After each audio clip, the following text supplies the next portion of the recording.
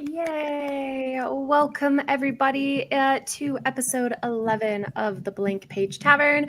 We are writers who are procrastinating our works and projects by playing Dungeons and Dragons. And how is everybody doing today? And since we are in a tavern, what are you drinking today? I am better than I was yesterday. I could barely get out of bed, but I'm feeling fine now, and I have my usual water. Nice. Katie Ann? I am doing quite well. I have a dog with me, so apologies for any crying noises there may be. And I am drinking my usual, which is a cold brew and iced coffee combined. Nice. Devesha? I'm doing I won't even get into how I'm doing, okay? It's just been hit after hit after hit, y'all. Yeah, I'm sorry. Yeah. But today I'm drinking a Diet Coke. Nice. I'm doing okay. I do have a mug, but I just realized that it's going to be really hard to show on the camera because it looks like a normal mug, but inside is a little dragon. Oh, that's cute. I just figured since we're on the water, I do like the underwater. I love that. That's fun. That is actually so fun. And I am the Dungeon Master. Oh, that was one of the things I wanted to start doing is that we all like do a quick introduction of our characters too, of like Micah is the druid and a tiefling. That's my bad. Anyway, I'm the Dungeon Master and I have 2 drinks today. I have a thing of water and then also a classic iced coffee, although it might be time to start jumping into warm coffee because today is the first day of fall, you guys. So exciting. The time has arrived and it is like Colorado understood the assignment because it is literally like 50 degrees, raining, like perfect. I have my electric fireplace going with the heat and the cats are like upset. Oh, wow. I just saw that there's just a random cat right there. Anyway, yes, Estelle and I have had many an argument over the standard definitions. I go by astronomical. Estelle goes by like cultural or like anthropological. I forget Estelle. Colin. Anyway, I think Katie Ann and I have had that exact same fight actually, which you know what? We sure have. Here's the reality. Here's the thing. If Estelle and I have fought about something, then Katie Ann and I have fought about it because they are the same person. On so many levels. Here's where I find out I'm just Estelle and I am in fact backseat chatting. Thank you for the thumbnail love. It took me all of 10 seconds, so I appreciate that. Malin, welcome. Thank you for being here. Also, Malin, I would like to personally apologize for last week for scheduling Blank Page Tavern. Once again, during the Lazy Gang stream, I am so sad that I keep missing those because I actually want to attend those. And so the fact that we have Blank Page Tavern and then I can't attend because I'm doing this makes me really sad. So hope you're doing well, Malin. And yes, you do go by on your own whims. And yeah, I know you keep missing. But here's the thing, Malin. And I'll get into this in the recap. But last episode, they officially left Port Nyanzaru, which means Oh, Malin, you missed a lot. Yeah. There's been a lot that's happened, but they've left Port Nyanzaru, which means we have now finally entered the phase where if we can't all be here for a session, we can just start rotating people because we can have guests come in because the jungle, you never know who you're going to meet in the jungle. Having random people pop in and out in Port Nyanzaru is a little more complicated. So this is just so exciting because Malin, you were first on the list for guest spot. So I'm so excited. And also, Malin, I'm so happy that you can make it, but don't feel pressure to go back and watch any streams you have missed. This was my goal for last week. I was going to make a video about like a 5-minute recap video of everything that happened in the past 10 episodes. So that way people could just, especially since we're entering into a new chapter of the book, it's just a good time to recap everybody. And then people could just watch that and just start watching. But unfortunately I got struck by the most insane migraine of my entire life. Literally, it lasted, I think, like from feeling normal to feeling normal was 3.5 days. Never had that happen to me before, where I started feeling bad on Tuesday. The migraine actually hit on Wednesday. And then I was light sensitive all day Thursday, and I spent Friday basically completely in bed until Friday evening when the sun set. And I was like, oh, now I suddenly have all this energy. I'm ready to go. Like, it was, I've never experienced anything like that. And I know Katie Ann's like, that's just a regular week in the park for me, girly pops. So you're not special. Anyway. Yeah, suspicious characters in jungle. Woo! All right, is everybody ready to get into today's episode? Yeah. All right. I have a little bit of a recap. So last time on Tomb of Annihilation, our adventuring party finally set sail upon a ship called the Belladonna. They said goodbye to Port Nyanzaru after only about 3 days in game time, but 7 months in real life. And with that, they have officially entered the second chapter of the campaign, the jungles and wilds of Chult. They have already had a very successful encounter with the dragon turtle Aramog, where tribute was paid and no blood lost. Also, Michael locked in and with an epic 30 for their ability check was able to use this time on the open ocean to create a perfect copy of the map of Chult that Sindra Sylvain had given them. And now, with just about half a day left before reaching the shores of the northern part of the continent, the party prepares to head to Fort Valerian, which has been autocorrected to Fort Belgium. Thank you. But the party prepares to head to Fort Valerian with their guide Eku in order to obtain the license for adventuring that you need to acquire from the Flaming Fist. But before they get there, they must first survive their initial exposure to the wild jungle. Anyway, so you guys all wake up on your third morning on the boat, and yeah, if you guys have any like prep that you want to do or final RP, and also hold on, there's a couple things I need to do. I need to mark that it's a new day in game. So this is, hold on. Why did I not have this up? I should have got my episode 10 notes up before I started this. Anyway, I believe it's at day 5 of the campaign, right? Because you guys arrived on day 1 and then you spent 3 days in Port Nyanzaru. Oh no, but then you've been sailing for 3 days. It's like day 7. Anyway, I'll figure that out. Update. Anyway, but we're going to roll for weather and we're going to roll for something else, which, ha ha ha, you don't know what you're rolling for. Oh, do we? All right, so why don't Alara, Tefra, Val roll me each 1d20?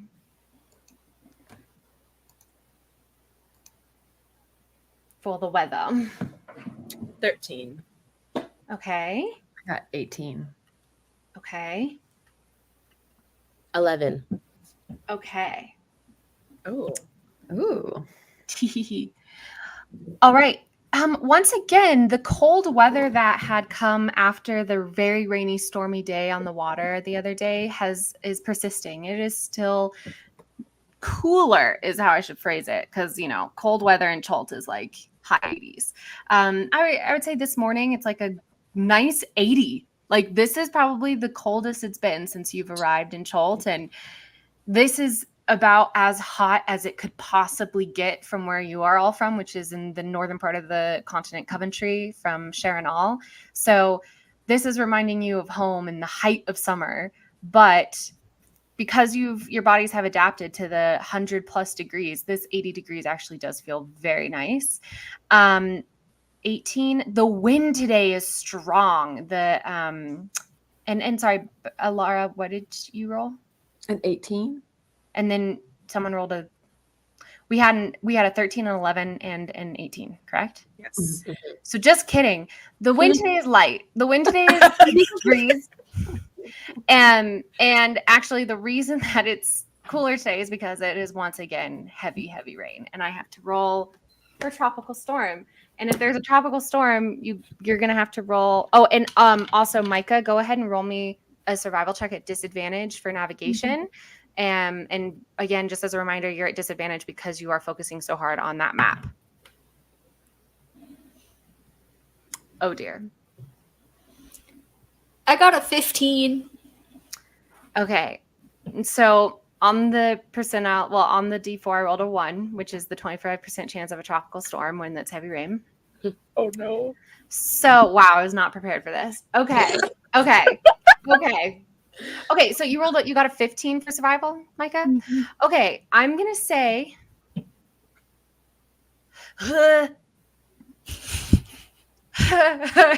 okay, I'm going to say that we're going to have to do some skill checks here. Okay. You guys wake up on this final morning and you're expecting to have yesterday was beautiful. You were expecting to have a chill final 8-hour sail into wherever the captain is taking you. But as it so happens, you wake up to a pitching and tossing and turning gale and tempest. So I'm going to need you all to roll me first a Constitution saving throw, and then I'm going to pull a Matthew Mercer, and we're going to do a series of skill checks where I'm going to let you guys RP to tell me how you're going to aid the ship in A, not getting off of track, or B, just like keeping things under control during this tempest. So that's going to be the vibe. What was I looking for? Oh, my charger. But first, the Constitution saving throws to save against seasickness. 13. Okay. Natural 20. Nice. Okay, Tefra. Hold on, I can't even see it. You're good. 11. Okay. Alara. A 6. Wait. Well, so in my head, because it's a tropical storm, the DC, I just put it at 15. So Everyone's sick except me. yeah, so Micah, Alara, and you know what? I'll roll for the crew because I'll get them involved in case, and I won't have the crew roll any checks, but you guys are welcome to be like, I pull in one of the crew members if you're trying to get advantage on something. I'll just say that. Okay, well, they rolled a natural 1, the crew. So, Oh my god. okay. So, Val, you wake up you come out of your trance. And because you were in your trance, you didn't realize that you had sailed into a storm. And you come out of your trance, you're like, oh, that was a lovely trance, fully rested, da-da-da. And the first thing that hits you is the stench of sick. Like, everybody on this boat is throwing up. Like, the meal that the cook made the night before, nobody, like, that's all now on the deck. Like, it's just Awesome. a scene of horror and gore. The only reason things aren't sticking around up on the deck is because of the huge waves that are coming crashing over and sending people like skidding overboard. Not overboard, like nobody's fallen overboard yet. But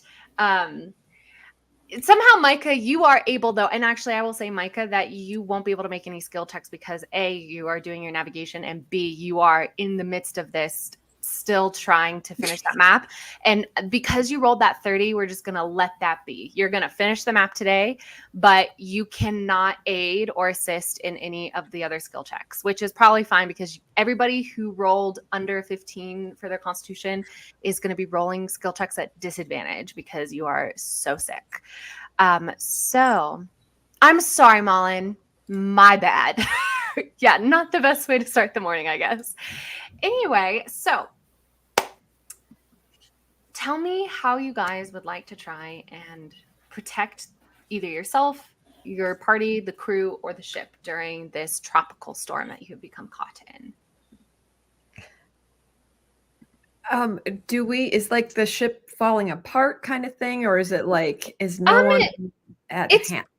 Yeah, so it's well constructed. It's getting battered by the waves. It's more like it's but it's not getting damaged by the waves that you can see as of yet. However, you do know that the captain was trying to get you close to land today. Like, today was supposed to be the day that you guys get into port. So I will say this, at a certain point, was the captain Scottish? Yeah. Okay, I think he was. A dwarf. Yeah. So the captain comes up to you, Val, when you walk on when you come up from below deck and come to the upper deck, and it's pouring down rain, and he's got that like classic pirate black hat thing kind of looking. And so he looks pretty cool in the lightning and thunder and of the morning. But he says to you, he says, I'll leave it up to you, but my recommendation is that we stay out in the open water. Trying to navigate the rocky shore could be deadly today. I think that's a pretty good idea, considering I think all my companions are currently vomiting downstairs. Fair enough. Fair enough. All right. So that is one blessing, is that you guys don't have to try and navigate through rocks. He will just keep you guys out within view of shore. You can see at this point he has like hugged the coastline, like it is within 20 miles of you, but he's staying far enough out that there's no chance that you will crash. So now it's just about keeping you guys from blowing completely off your mooring, keeping you people from falling off, keeping things, I don't know. It's up to you guys. Basically, this is what's going to happen. In order to have a basically uneventful tropical storm, you need to, I'm going to have you roll 3 skill checks, and you'll need to have a basic level of success, which I have in my head. And if somebody fails early on, that increases the difficulty of succeeding later. But if people succeed early on, that decreases the difficulty of succeeding later. So that's the vibe. I'm going to leave it up to you about how you try and navigate the day. I'm going to ask the captain how we manage to stay on course. How do we keep this puppy from blowing us all the way back to Coventry? I just keep my eye on a mooring, and I, try and keep that within sight. And he is at the helm. He's really trying to keep the ship from being blown fully off the coastline and into uncharted waters. Okay. Okay, and as I'm trying not to puke, what do you need us to do? Go and find something to do on the ship. He's leaving up to you guys. You guys got to figure it out. We don't know anything about sailing, so... Do life vests exist in this period of time? I don't think so. I don't think there's any sort of safety mechanism on the boat.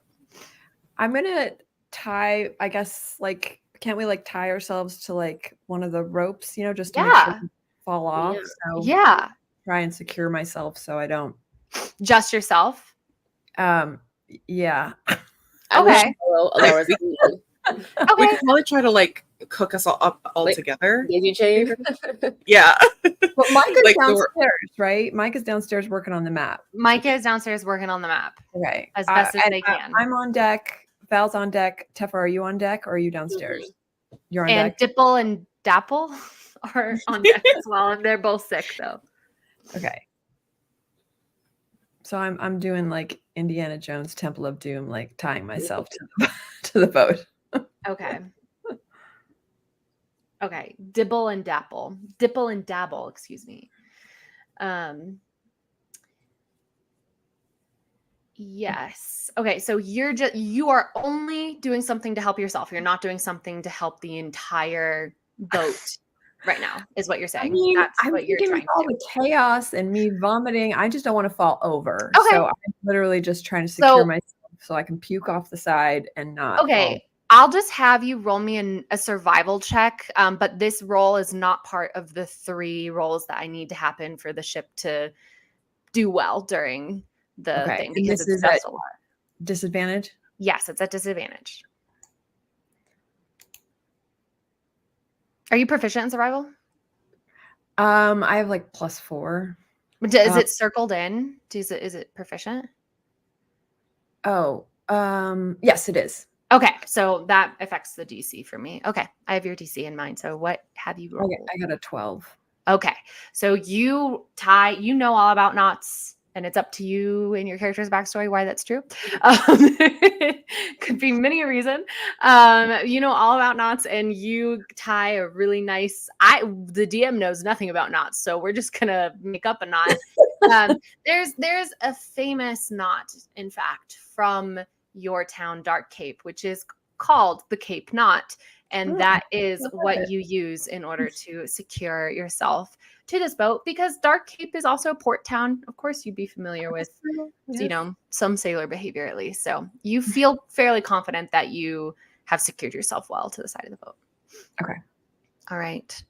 But like I said, I could hey, Val, Tefra, do you want to tie yourselves into the boat so we don't fall off? Yes, I would also like to do that.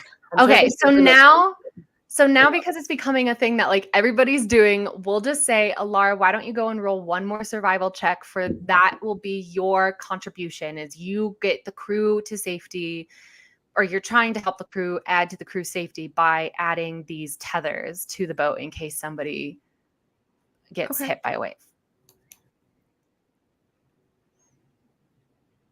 Even both were 18, both rolls. So I got 22. Fabulous. Yeah, you take charge, and you not only do you come up with the idea, but you also successfully teach everybody how, in the midst of feeling very queasy and in the midst of bucking and, rolling and the ship kind of gearing in one side, dipping into the water and then coming back this way, you are able to teach everybody how to tie these knots. They seem secure. You check all of them.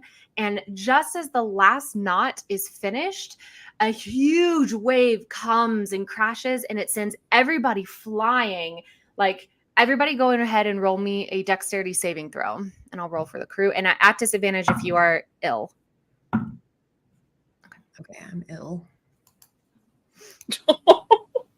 Does this include me when I'm downstairs? You're just downstairs. The wave doesn't get to you. I got a 10. A 10? Another natural 20. Okay, fabulous.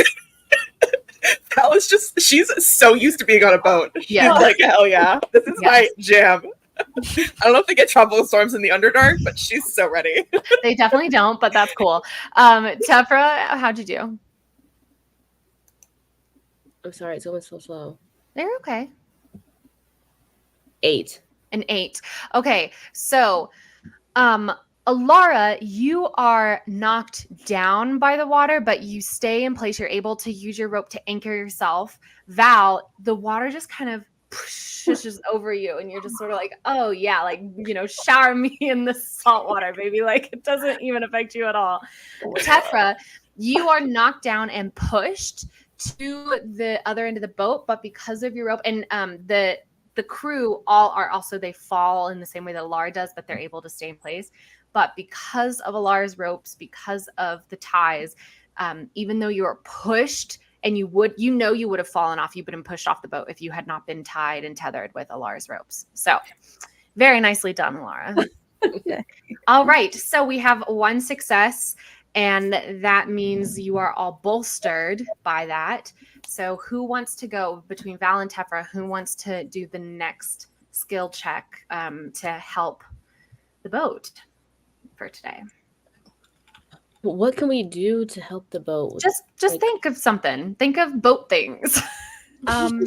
Val is gonna, if there's any way to secure the downs, I don't know what the heck you call it, the door to below deck, trying to make sure that no water seeps in through. Okay. There? Question mark? Because she's thinking about the new map, and Micah, and she's like, absolutely, we cannot get. Yes, we can't get that map wet. They're working so hard. I love that idea, but just give me a second. And this is not me discounting that idea. I've discovered a better way to answer Devasha's question. Okay. I really want you guys to role play. I don't want to tell you what to do. So what I want you to do is look at your skill list and be like, and I will let you attempt any of those skills. So look at a skill and be like, oh, I want to,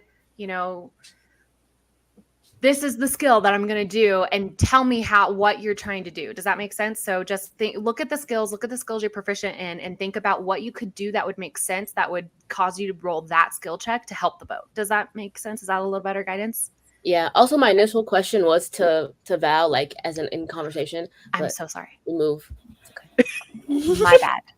My bad. This is why you guys all should have voices for your character, so I will know when you're doing meta or in-game. That's true. Do we suddenly just give everyone accents now? That's what 11 episodes in. New chapter, new voice. Well, you guys could all be like kind of parrots where you're just slowly picking up the Australian twang kind of thing. All right. So with that being said, please continue. So, Val, I think what you want to do is called batten down the hatches. Yes, that is exactly what it is we should do. In some capacity. All right. Let me. Because your girl doesn't know much about sailing, actually. Or Batten down the stories. hatches.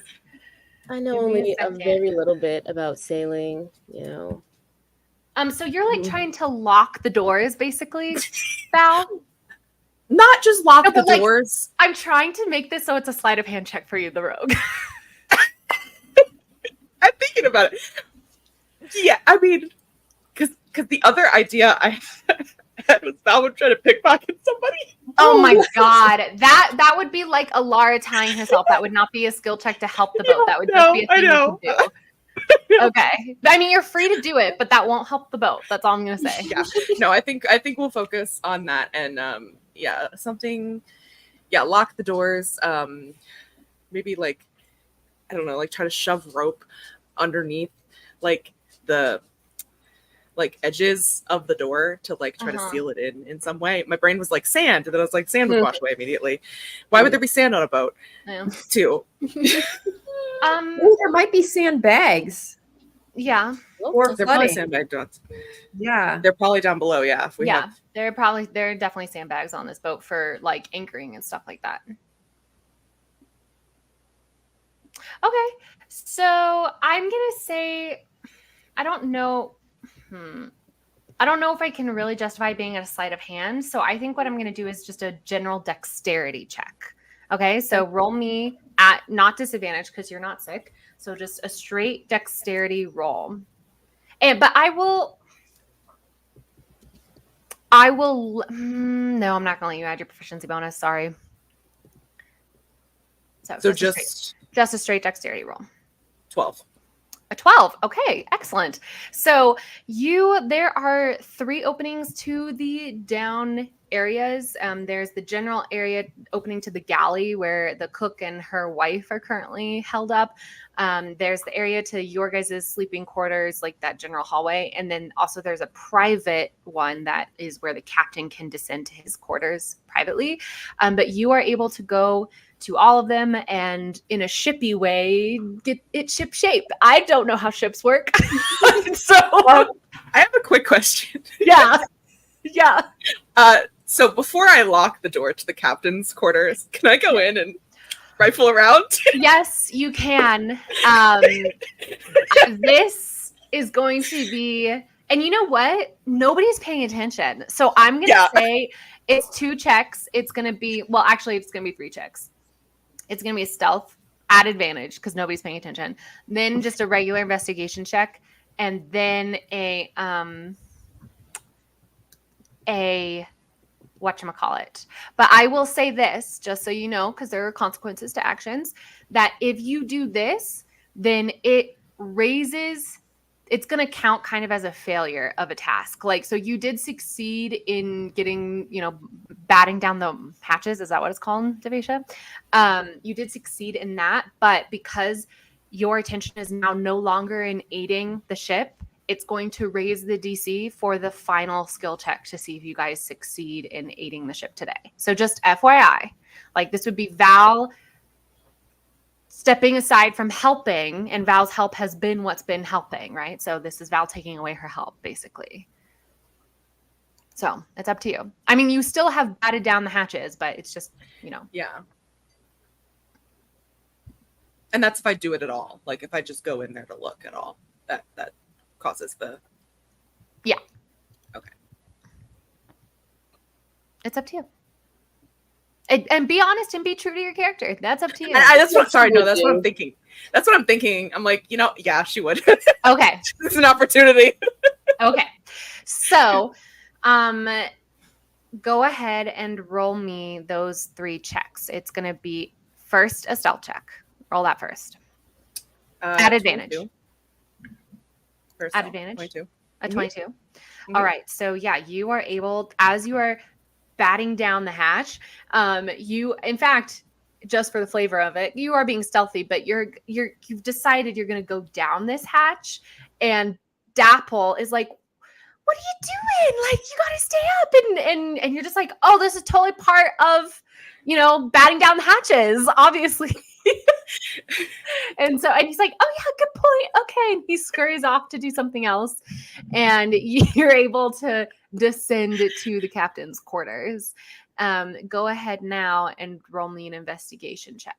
Investigation. This is 2.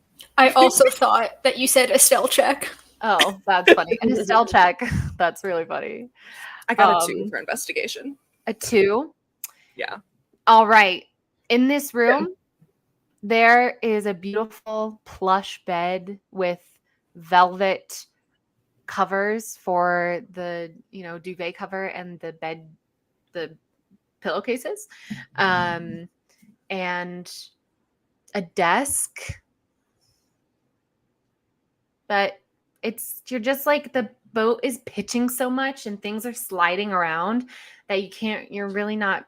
I mean, I know you have dark vision, so I won't even say it's too dark underneath, but like, it's just too chaotic is how I'm going to phrase it, for you to really have any success in finding anything of interest.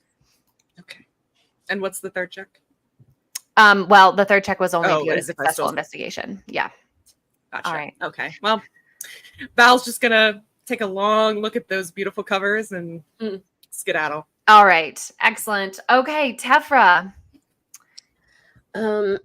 So I'm gonna ask the captain. I can't remember the captain's name. So, dude, do you need help? Sam? No, it's not Sam. Directing the sails, or like changing the direction of the sails, or like seeing, in any direction or anything. I don't know.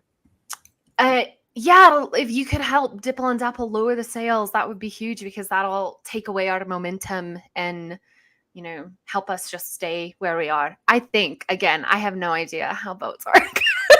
This is all making it up. Anyway, yeah, so you're going to help with the sails? Mm-hmm. Maybe we can change the direction. Like, how about this? Can I play around with you? Maybe Dipple and Dapple, because I think I said they're like little things. They're gnomes. What if they ask you to like climb up and do all of the unrigging and stuff, and then we can have you do an acrobatics check? How about that? Yeah, I can do that. As a monk, I think you might be proficient. Yes. Or you might at least be good.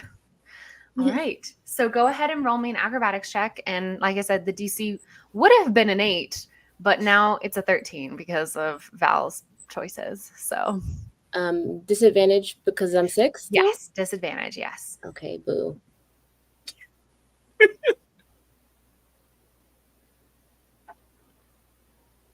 Sorry, it's going so slow. I think that's an 11. Yeah. An 11? You do have your inspiration, just as a reminder. Oh, sure. Okay. Do I just roll one flat then?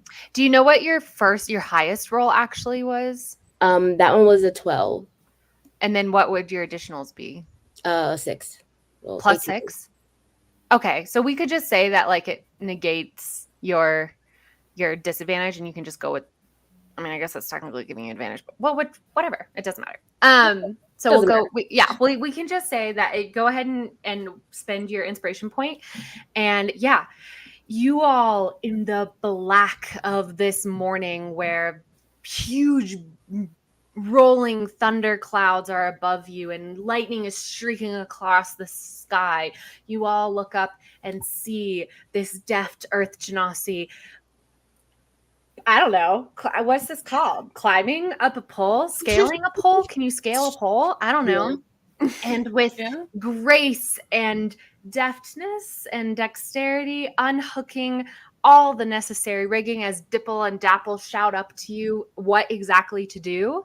They're directing you, but you're the one who's actually performing. And within a very quick amount of time, the sails have been released and, rolled up or unhooked. I don't know. And while I'm up there, can I see like in the distance if there's a break in the storm somewhere in a certain direction or something? Oh yeah, go ahead and roll me a nature check. at disadvantage because of your illness. Nature.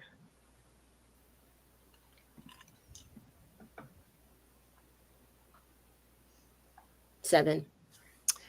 It's just so you're so focused on the rigging, and it feels as if the only thing that exists is this boat and the tempest around it. Like you're not even aware of the shoreline that's off, about 5 miles off. Like you're just so focused on getting the thing unhooked and the sails doing whatever they need to do. So it's just not something you really perceive at all. Okay.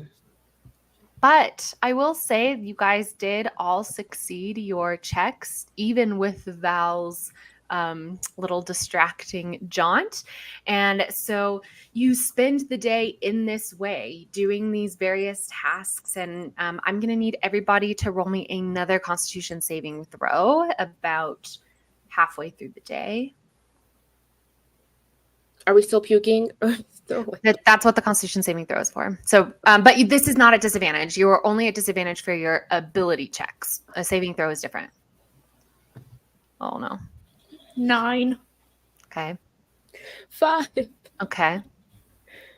Oh gosh. 21. 21.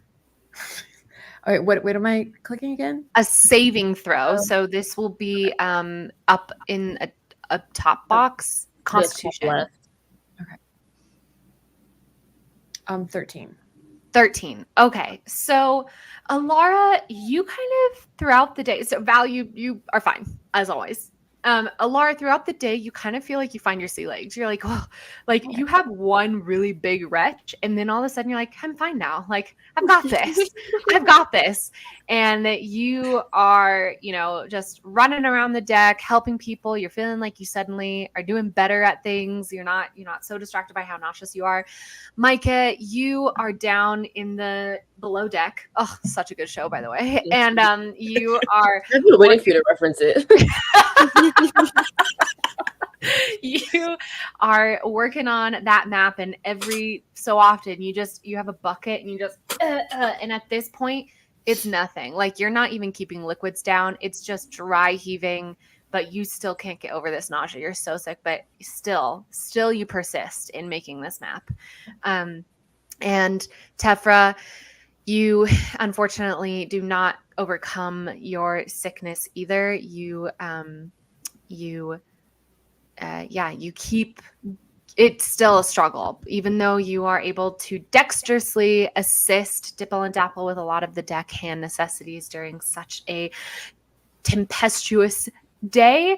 It is still a miserable day. I am going to say, though, Micah, why don't you roll me a D20? Just a regular old D20? Just a regular old D20. I'm trying to see. I'm going to give you guys potentially a reprieve here from this weather. I'm going to see how it does. That's a natural 20. Oh, right. Well, that still means it's a storm, so I got to roll. No! I have to see. I'm never going to roll that high again. Okay. I know. So,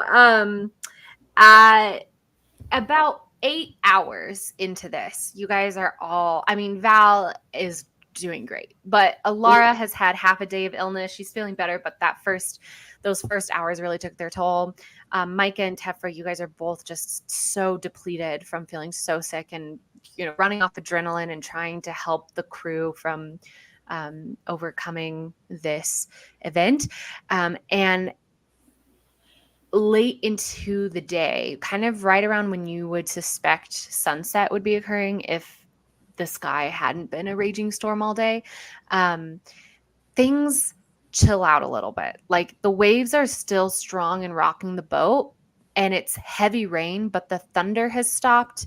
And that's so interesting that it was light wind and yet a tropical storm. I don't know how that works. Anyway, but it's now. It's chilled. We'll say this is when the light wind comes. So before it was tropical storm, which overcomes the light wind, but now it's light wind. And it's still quite heavy rain, quite heavy, shifting in the boat, but not like there's no risk of being thrown overboard or anything like this at this point. So And yes, because you have made the decision to stay in the waters for today, the cook offers to make you all a broth. It is up to you whether or not you take her up on that with how you're feeling. Maybe you should for some electrolyte replenishment. But other than that, as the hours go on, the heavy rain continues, but the sea calms down until it is actually quite calm, and you all are able to find some rest if you would like. And Malin says, everyone looks up, hair wet, dry heaving, cold sweat from puking. Val swishes her hair over the shoulder like a L'Oreal ad. What? Like it's hard? What? Like it's hard? Like it's hard. Yeah. I'm having a great time. Are we considering this to be a disease or condition? It's a condition. I was treating it kind of like exhaustion a little bit. So I was going to have you guys have disadvantage on your ability rolls. You know what? It's kind of like being poisoned is how I'd phrase it. But I don't think it's like an actual mechanic. You're just seasick.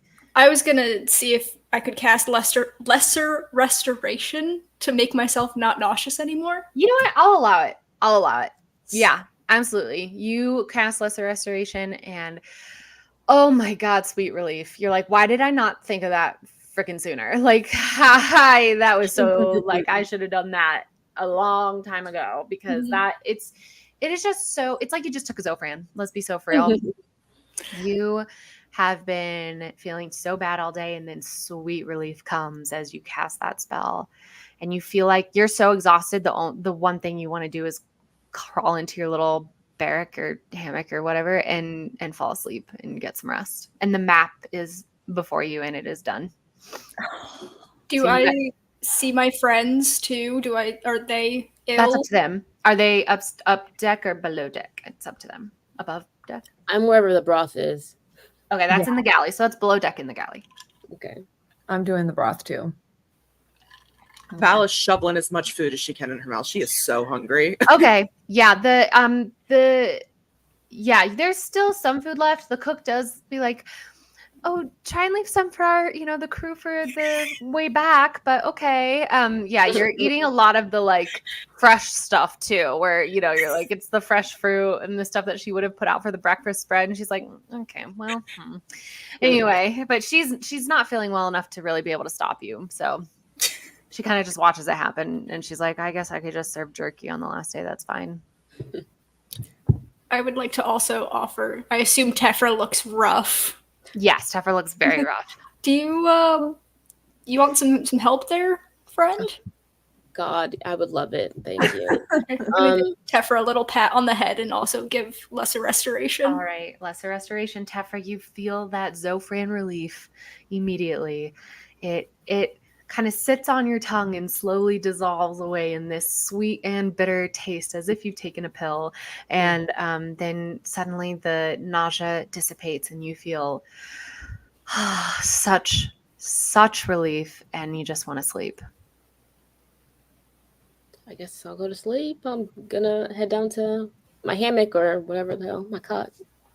All right. So everybody, if you want, you can Tephra has gone to bed. Tephra, you can take a long rest. You can take a long rest. And Val, Micah, and Alara, if you guys would like to get anything done tonight or RP at all, that's up to you. Or you can just take your long rests. I'm going to take a long rest. Okay. The last thing I'm going to do before heading to bed is give the original map to Val. And I'm going to keep the copy in the bag of holding. All right. Sounds good. Val retucks it into that secret little pouch in her Birkin bra. I love it. Which is still dry. Nice. Yeah. Wow. Waterproof Birkin bra. Yep. All right. So everybody, I don't know if you need to, but you can mark a long rest on your sheet. And we will head into, I did look it up while that was all occurring. This is now day 7. Of the campaign, and let's have Micah, Val, Tephra now roll for the weather today. We get another tropical storm. Do you imagine? Say no, don't do that. Just a regular D20 for this? Everybody, yeah, just a regular D20. 12. 3. 11. Okay. So a 12 gives, it's warm today. You think that tropical storm came in and it brought in some heat, but it's not extreme. It's about 95 degrees. So, there is no wind at all. It is still, completely still. Eerie. And there is no rain either, but it is still overcast. If there's no wind, can we move? That is the question, isn't it? I guess we're gonna have to unfurl the sails again, or whatever one does. I don't know. Let's look it up. Can a sailboat move without wind? I assume there's oars for this type of occasion. Right? Yeah. Okay, well, here's the thing. First, for no particular reason, Alara, go ahead and roll me a d10. Well, if we can't move, pirates can't move either. Girl, you don't know what I'm doing. You don't know. It's like, I've seen the thumbnail. I got a The natural shark's coming back. You got a natural 1. Yeah. Okay. So yeah, okay, good to know. Anyway, what would you guys like to do? Oh God. We should probably turn back towards the port that we were supposed to sail in yesterday, because I'm gonna eat the rest of the food out of this place if we don't get there soon. Okay, so Samson comes up to you and he says, "No wind. We're in the doldrums, it seems. We have an oared boat, like an oared personal boat on the ship. Land." He looks over and you guys can see that in the night before the wind died down, he did get you a little closer. You're probably now about 3 miles offshore, still far from any rocks and crags. And he's like, we typically sail into the cove. There's a nice secluded cove with the mouth of a small stream that feeds into a larger river. And Dipple and Dapple are familiar with it. They can oar you guys onto shore if that's kind of our only choice at this point. And they'll drop you off and then they'll row back and we'll head back to Port Nyanzaru. Okay. Oh my God. Eku's been here the whole time. Oh, Sure has. She I was- really thinking about that. She I was like, was so sick. She literally was, you guys, she's just now appearing. She's like, woof, that was a night. is this cove thing what we would have done? Like, regardless, That is like, this was typically- always I the mean, plan? We would have, This is that always- was always going to be the plan. This is just we're a little Okay. bit farther than we normally would have gotten. We would have sailed you into the cove and then you would have gotten in the rowboat and had to sail to shore anyway. Okay. It's just going to take you a couple hours to get to shore now rather than 20 minutes, but you'll still make it to shore. Do you guys need to go to shore yourselves? Like, did you have plans to do anything there? No, this was just Lady Jessamine told us to drop you off here and then return to her as fast as possible. Okay. So I But guess I've really enjoyed sailing with you all, and in fact, we really appreciate the help yesterday. We are a little undermanned, and you guys, you lot really stepped up to the plate and helped us out, and I'm very grateful for that. So, if in the future, you need a ship again, I can't promise the Belladonna, but I know some other ships I can help you get a ship in the future. Just reach out to me, to Samson. You know how to get in contact with me in Port Nyanzaru. So thank Do you. we?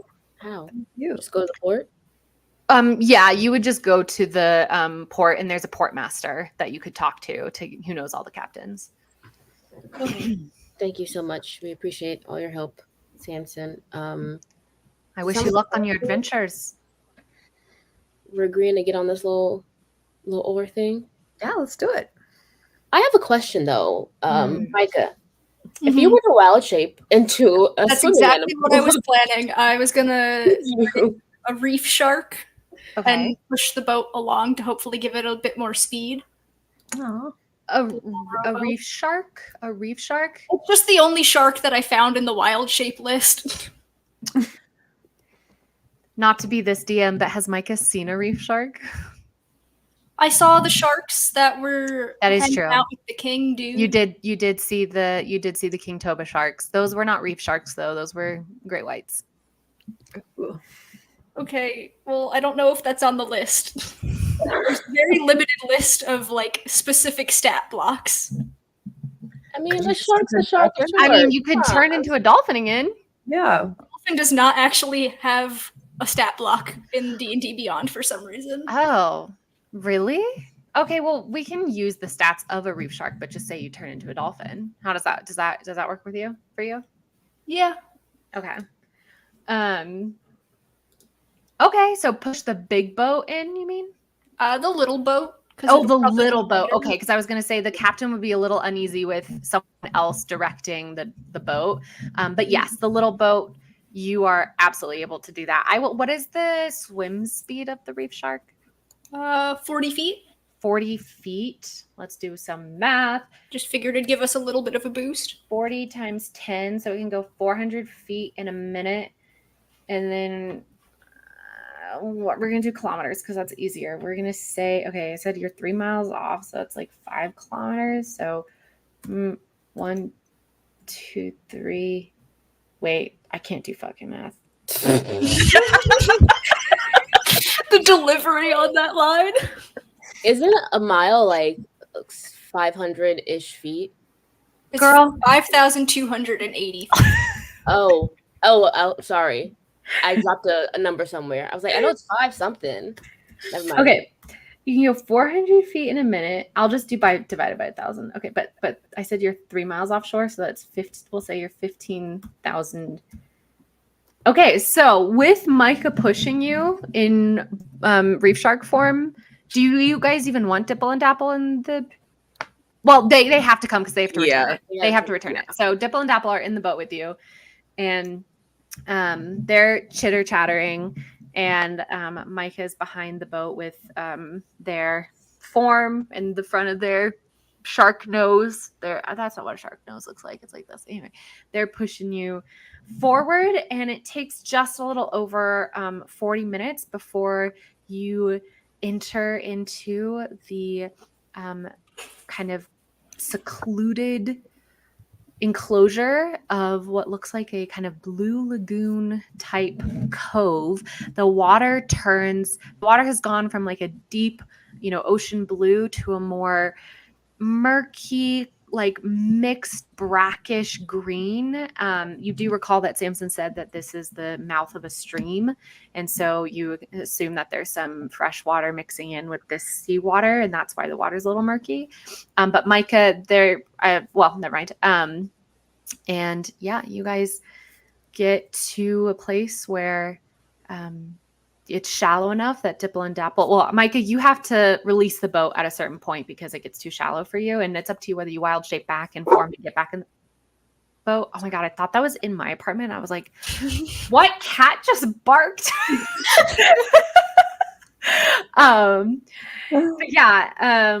Micah, would you like to stay in reef shark form, or would you like to wild shape and get back into the boat? I'm like, do the dolphin trick again.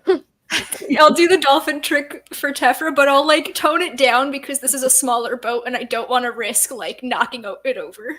Okay, so and you're wild shaping in the middle of the trick, right? That's the kind of trick.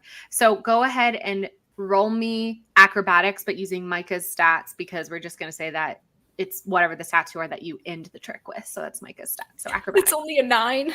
Okay, so not great, not an epic failure, but Micah, you are able to do the jump as the reef shark. Actually, I don't even know if reef sharks are capable of jumping, but we're using dolphin type, so it's fine.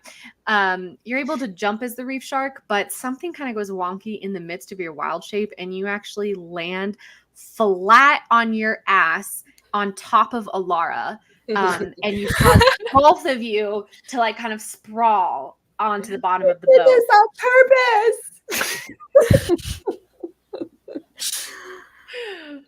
to sit up, dust myself off, and act like it didn't happen. And Dipple and Dapple are highly entertained. They are like, oh, we love that one. That's our favorite trick. We think it's so great. Yeah, and they kind of get you close-ish to shore, but there's a spot where the bottom of the boat starts scraping on the sand. You're about 30 feet from, it's like a extensive shallow sandbar before it gets, deep enough to like where you could dive into the water. You guys are going to have to wade into the, onto the beach. Okay. Ahead. Are we talking like shin? Yeah, it's like shin. Okay. I would like to take off my shoes and roll up my pants. Okay. You are able, roll me no, I'm just kidding. You are able to do all those things. Feel my toes in the sand. That's a good idea because once we get into the jungle, everything's going to be wet all the time. So we should try to keep everything as dry as possible. So I'm also going to take off my shoes and roll up my Echo pants. does the same as well, and she agrees with Alara's assessment. And she kind of turns to you all and she says, as you are in the water and walking towards the beach, and she's like, gird yourselves. It begins now. Okay. That's ominous. I'm not trying to be, why is she Scottish? No, she's like she's just got an interesting lilt. I don't even know what her accent is. She's just so interesting to me. Anyway, she just says I'm not trying to be dramatic. It's just that,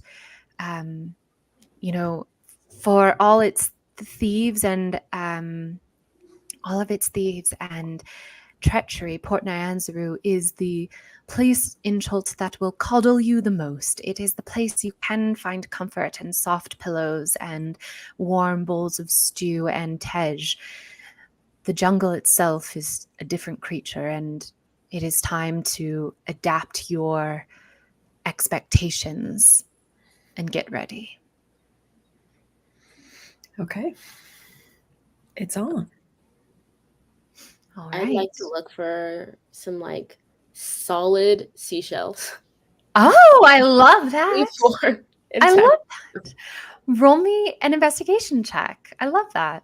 I'm like, yeah, I'm listening. Totally. I will, unfortunately, because of the way I've described it, I'm gonna say you're gonna roll me at disadvantage because it's murky water. I'm sorry.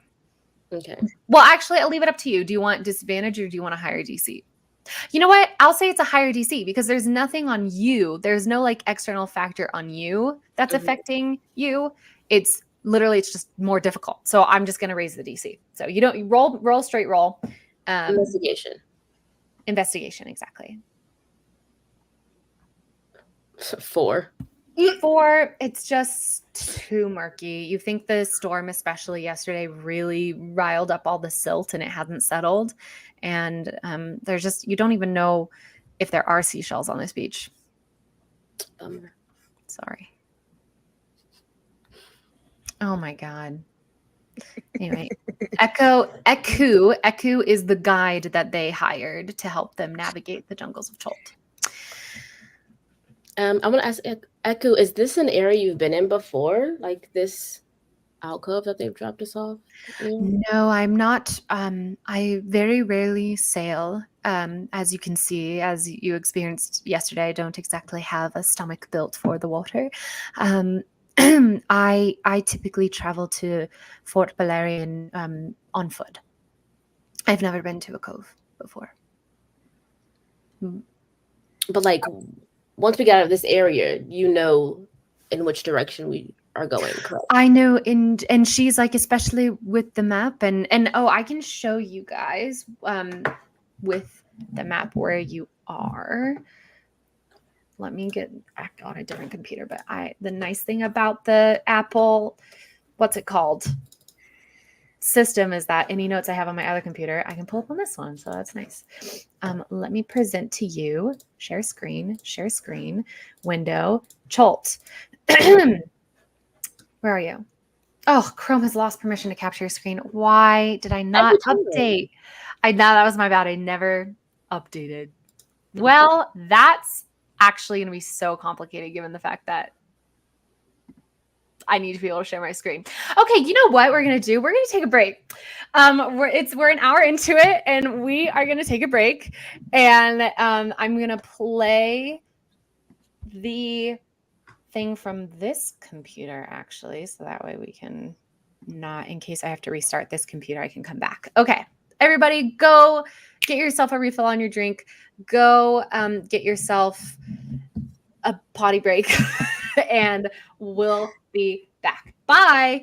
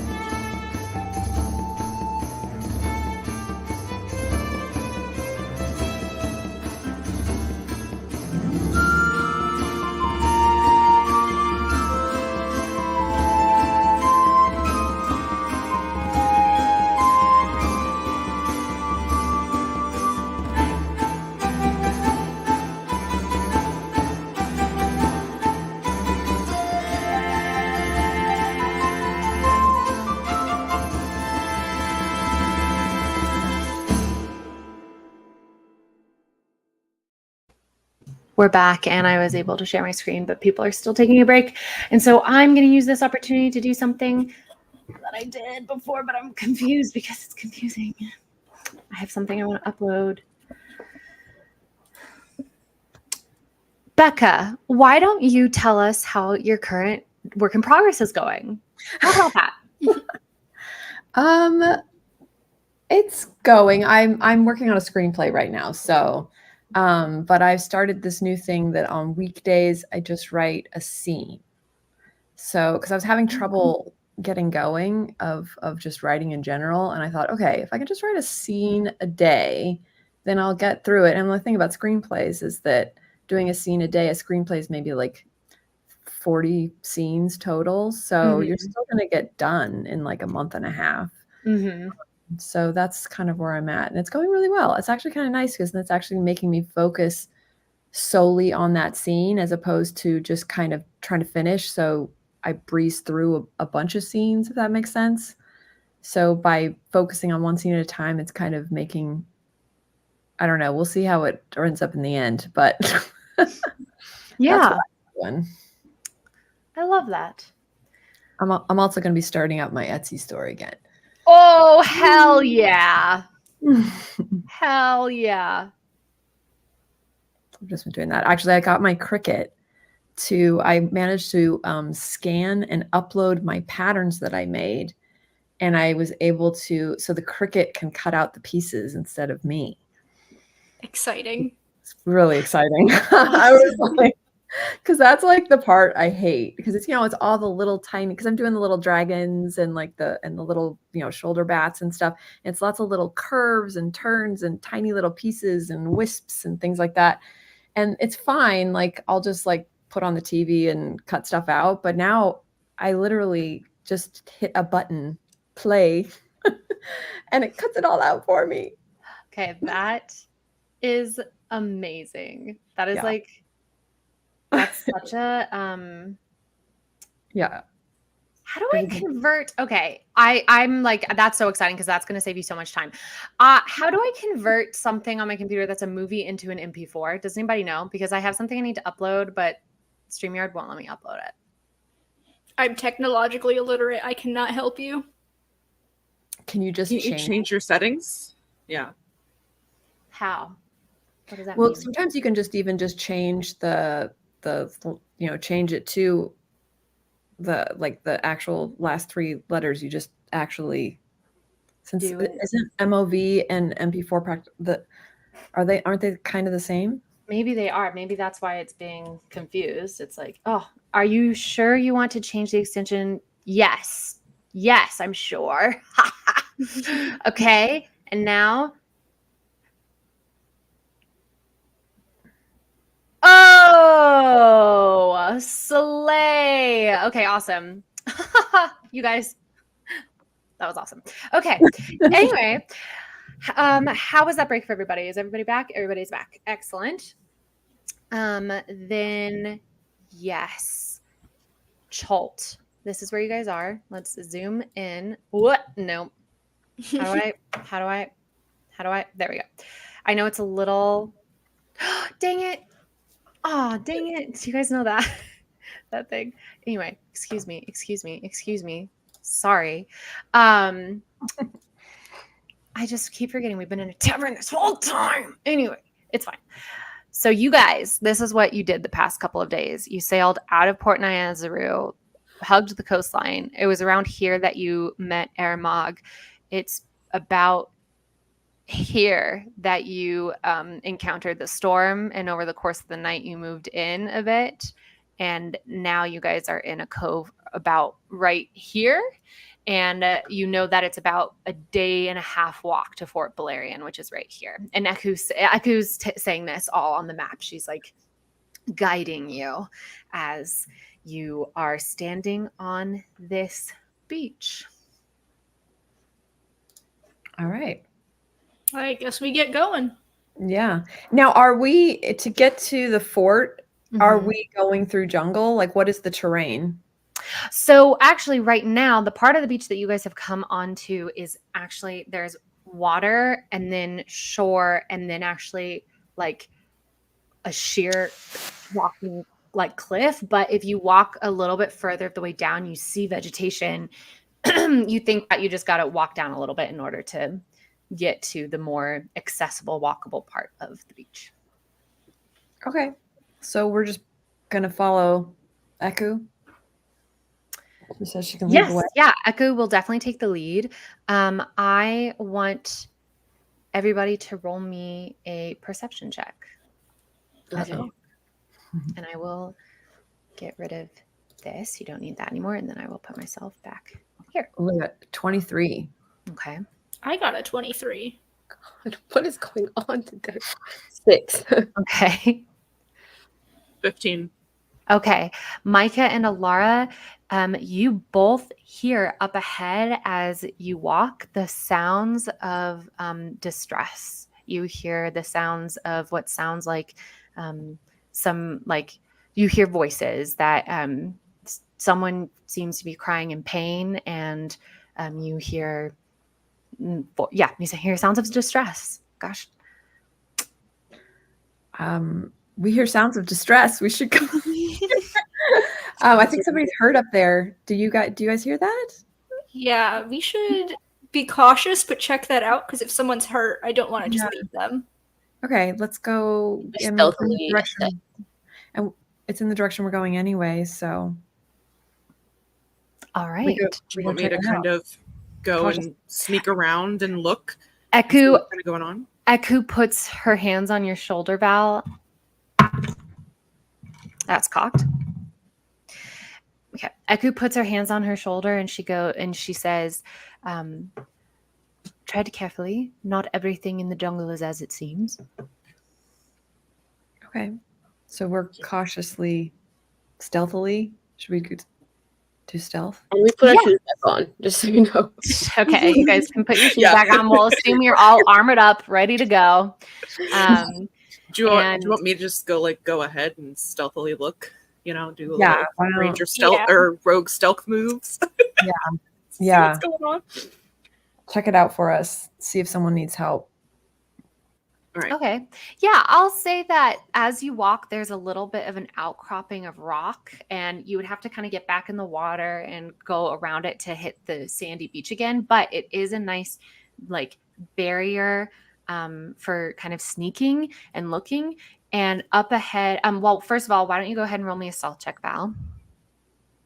Can I guidance? Yes, absolutely. You can guidance. I got a 19. Okay. You have a D4 if you want to add it. Let me add a D4 Okay. just to see what else we have. Hold on. Okay. So that's 23 Nice. total because I got a 4 on the D4. Nice. Val's Oh, rolling like awesome. crazy today. Let's hope I it does know. not stop. Last in battle. You feel like this rock outcropping is concealing your presence very well. Now roll me a perception check. And you are not at Spanish Day because it is cloudy. That's a natural 20. Okay. Holy shit. Yes. 25. You see very clearly ahead of you, probably about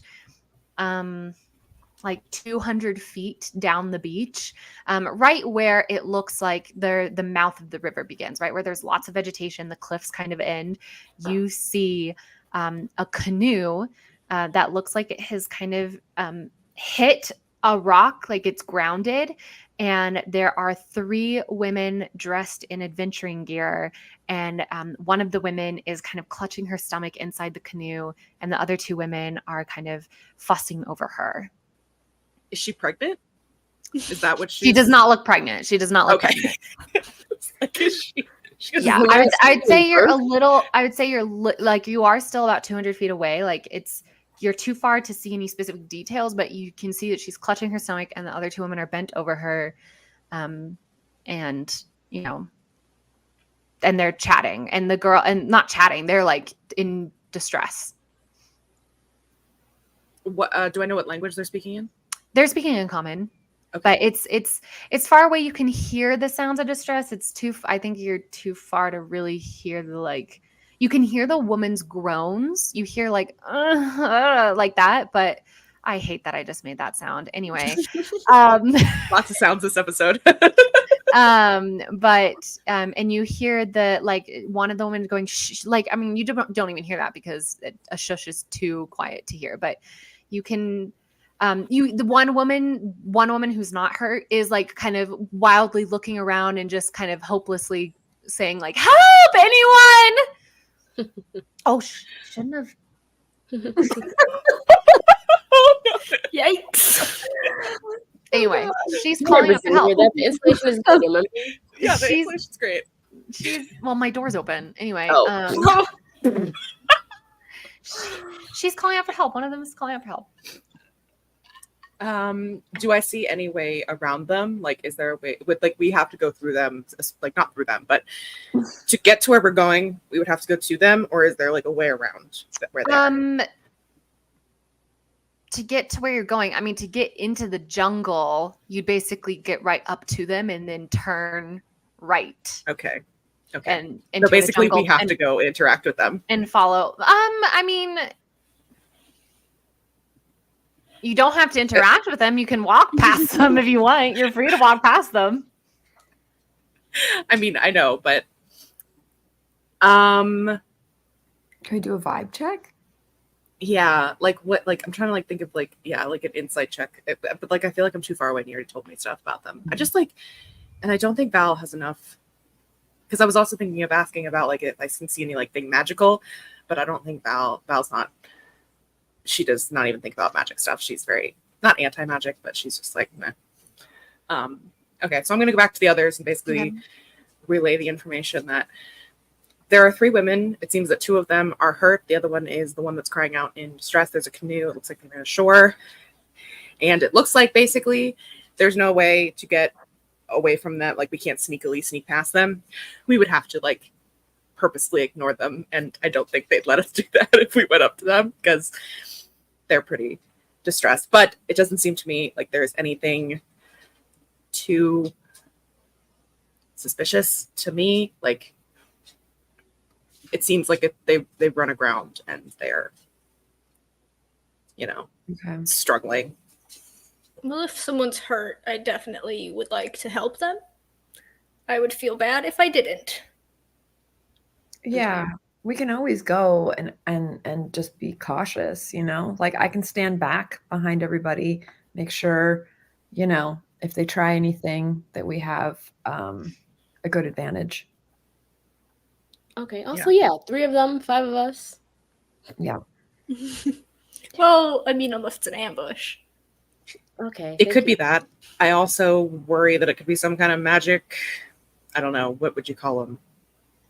Not a changeling. Anyway, but like I don't know, like a mirage of some kind for some kind of creature to get us. But I can't perceive that myself. It's my one weakness is magic. So. Mm-hmm. All right, we've got to go there in that direction anyway. All right. So I guess we shall proceed forth very cautiously. Mm-hmm. Can I use the battlefield awareness on this? You have to be. You guys have to be in active combat in order to use that. Okay. Yeah. It feels like a silly thing to do, but. All right. So you guys, are you trying to be stealthy as you approach them, or are you? I mean, I don't think we're being stealthy, but I am like staying behind, kind of my hand near, just in case, like if I need to pull anything out, but still not looking like we're coming up armed. Like just stay. Mhm. I'm staying behind. I'm kind of coming up from the back just to make sure. Yeah, you should keep an eye out in case anyone like pops out from somewhere behind us. Yeah, enough of a distance to kind of keep an eye Keep on your head on a swivel. Yeah. Fair enough. All right. So you guys come around the outcropping and you go back into the water a little bit and then come around the other side of the rocks and start approaching this kind of curved beach as you walk up towards them. And I'm going to see if they notice you. They are so like wrapped up in the injured one that they don't even notice as you approach. They're just kind of still fussing over her. And Are we close enough to do a vibe check? a vibe check? Yeah. How like when are you going to do that? Because it's just like the closer you get, the easier it'll be to get a vibe check, right? Yeah. Oh wait, I'm sorry. How close are we to them? Maybe that's my initial question. So when you came across the outcrop, you're about 200 feet away, but now there's like you can just walk straight to them. There's no more like it's just a beach, right? So you can just walk over to them if you want. Yeah, I guess so. If we don't like the vibes, we can always cast fog cloud and escape. That's Okay, true. perfect. So true. You have fog ready. Get the fog machine. I've always got the fog machine ready. Micah, you're the healer here. Would you be amenable to, helping this woman? Yeah, I mean, if they're genuinely in distress, I would want to help them. So, Micah and I, Val, you come along? I'm probably gonna be like, if you two are going ahead, I'll be like slightly behind you. I'm just gonna be like looking to make sure we're not getting flanked or anything, or I'm gonna keep my eyes on the two that are not injured. Okay, yeah. I got my hand on my rapier. Like, don't try any funny business, women. Okay.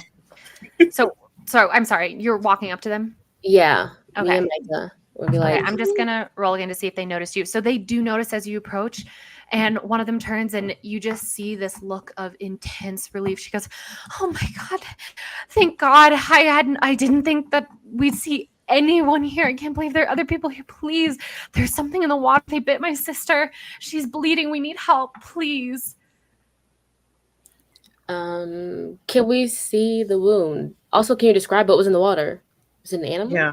Wait, you ask her that? Or do you ask her, can we see the wound? Or I'll explain that I'm like a healer and stuff, and so I would have to like inspect the wound and see what's going on. Okay, so she goes, yes, please come see her. Please help her. Yeah, I'll go look. Okay, you approach and you look. Yeah. Okay. As I'm so scared. Dagger All right. fog ready.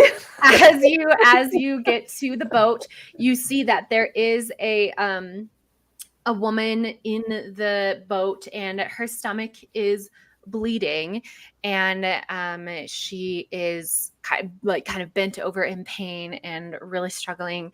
And she says, "Please, please, can you help me at all? It really hurts. I think it bit something important. I'm feeling really lightheaded and woozy." Okay.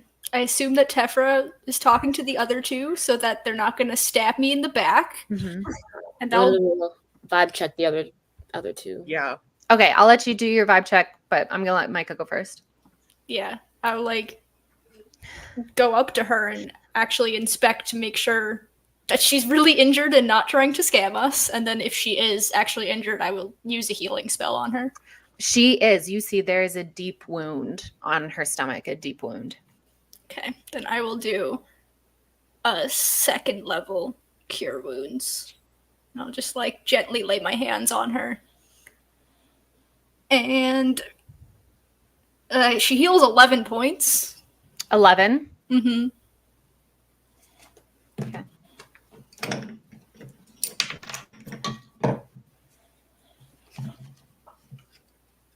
I have to write that down. Sorry.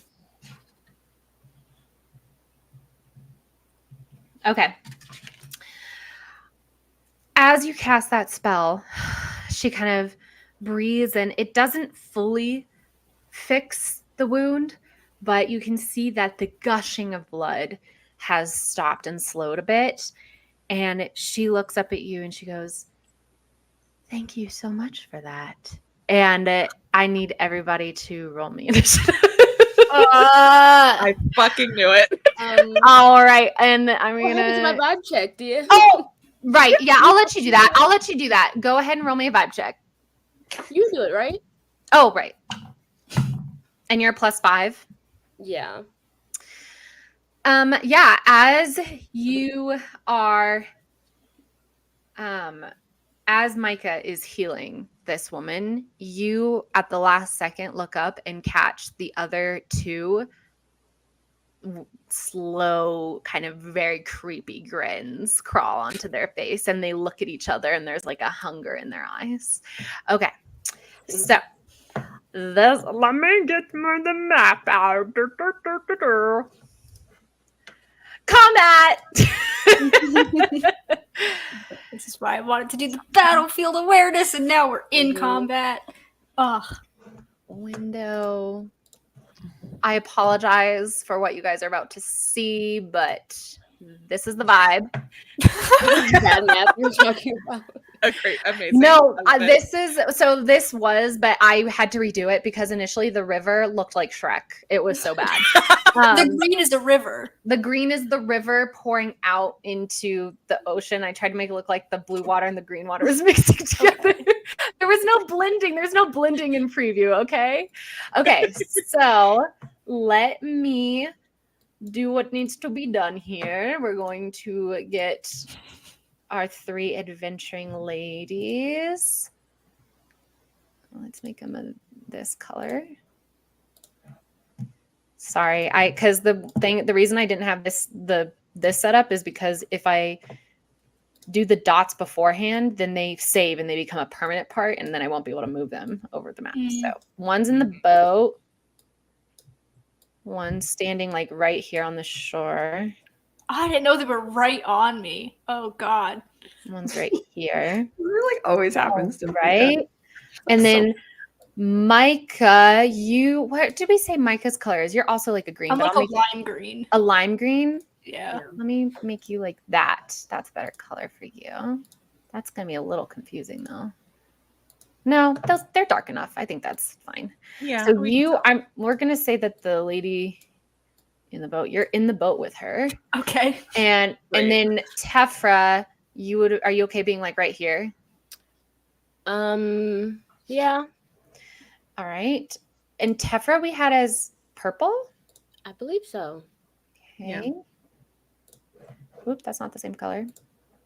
This is like I'm still shook that this is like a thing I can do because those rings are so powerful from a condition standpoint. All right. And then be honest, Val and Alara, where do you think you and Eku are all standing? Like, how close would you have gotten, do you think?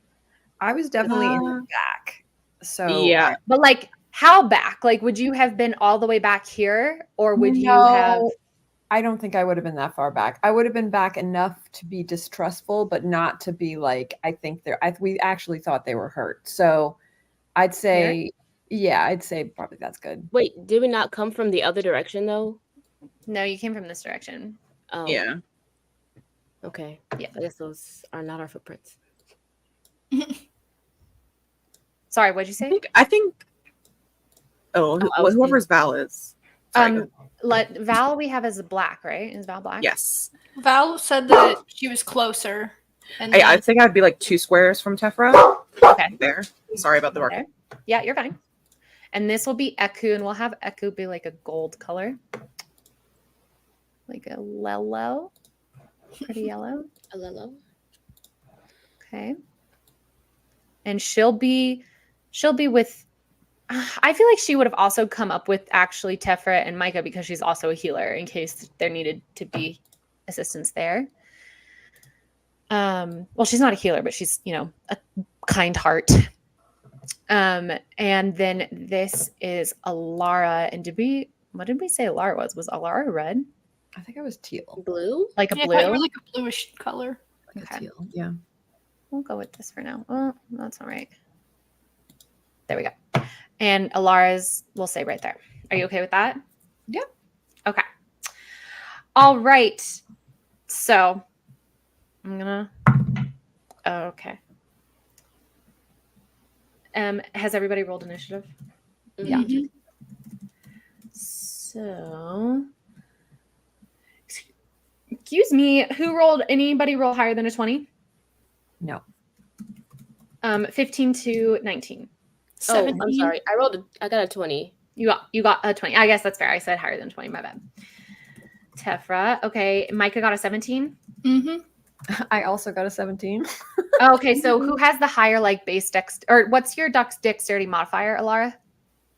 It is +3. And Okay. Mine's +2. okay, so Alara will go first. Okay, and then Val, what'd you get? 7. A 7 for Val. I'll roll for Eku. Bop to the top. Okay, so she rolled. Okay. Let's bop out of here.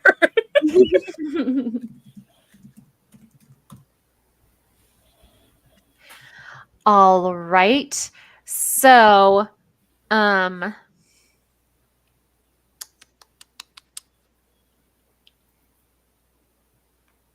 Val. Okay, so I have everybody. I have Tefra, Alara, Micah, and Val, Eku, and the adventurers. Okay, so I'm going to say this, Tefra, because of your, what am I trying to say here? Insight? Thank you. Yes, you are not surprised. Everyone else is, well, I will say Micah and Eku are going to be surprised in this round, but Val and Alara won't be because they're kind of standing far away. But Micah and Eku are both focused on the injured person. And so both Micah and Eku are not going to have their turns this round because they are surprised. And also, I really wish I had music. Like, come on, some sea shanties right now. So fun. That's loud. Anyway, yo. Did you pull something up on your- Like, just- Okay. Go ahead. Tefra, you look up, as I said, and you see these scary, grinning looks. And that's all the information you have right now. Okay. Can I do the... Oh, that's the bonus action. Sweet. Can I do the battlefield awareness thing? To see, like, what these women are? Or maybe, like, is there some kind of check I can do to see if I know what they... Yes, you can go ahead and roll me an investigation check. Okay. Oh, my investigation sucks. 10. A 10? You're really weirded out by these women, and you like, because of your insight, like you got a bad vibe from them, but there's nothing about them that like immediately screams real danger, other than just they're being kind of creepy. But there's nothing that immediately screams real danger. Okie dokie. I'm going to. I don't know. Maybe I'll just grapple one of them. This one, closest to the river. Okay, so you're gonna grapple this person. Yeah, I'm gonna put her in the headlock. I'm Can gonna you be see like, my? "What Can you the guys fuck's see my going on?" cursor? You can see my. Mhm. Okay, Yes. so you're gonna move over to this adventurer and attempt to grapple. So this is a contested strength check.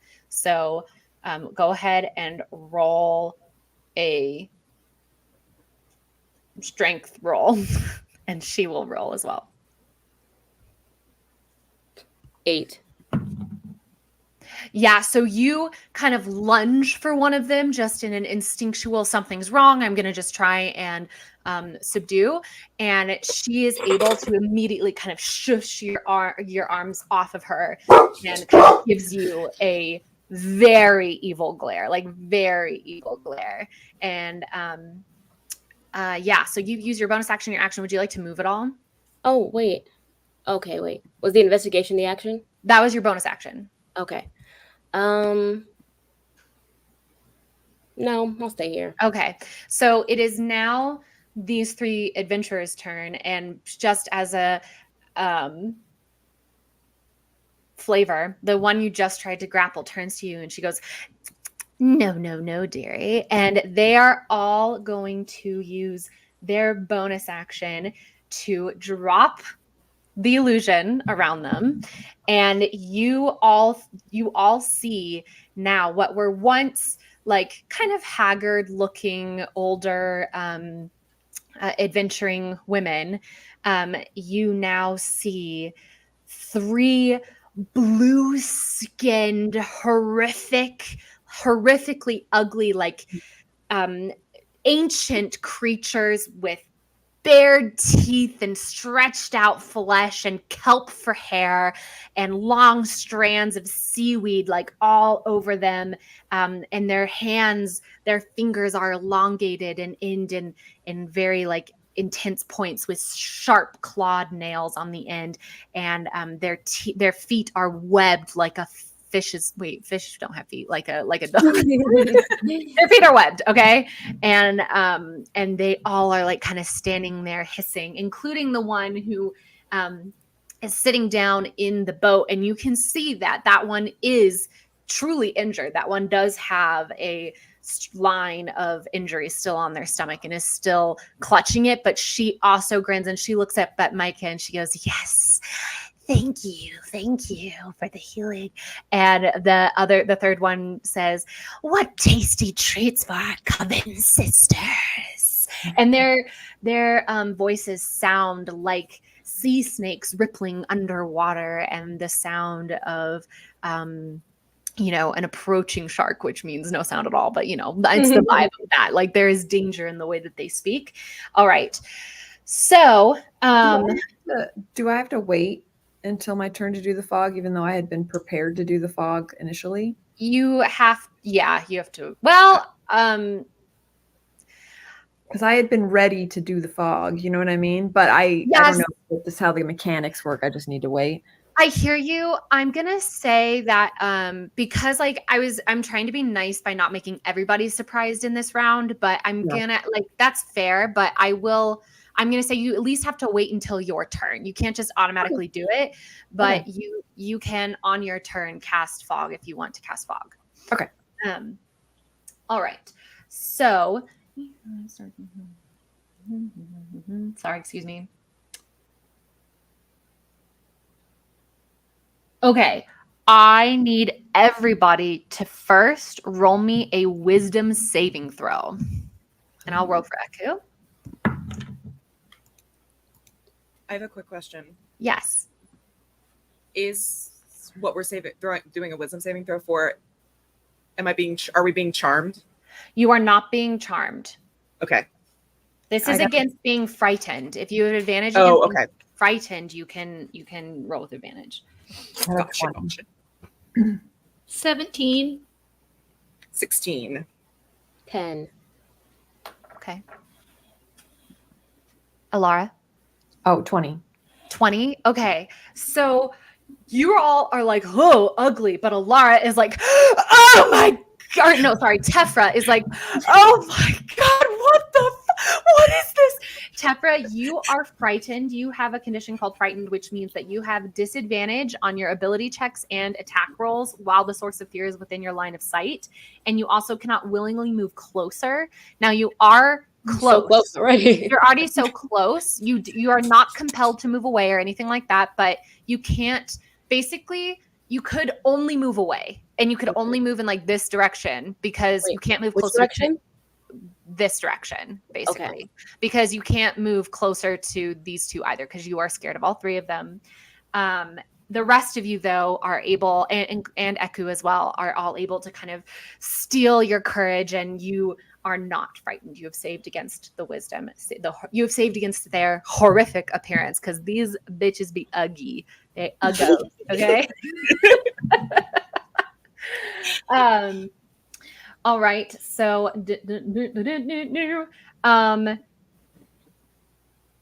okay.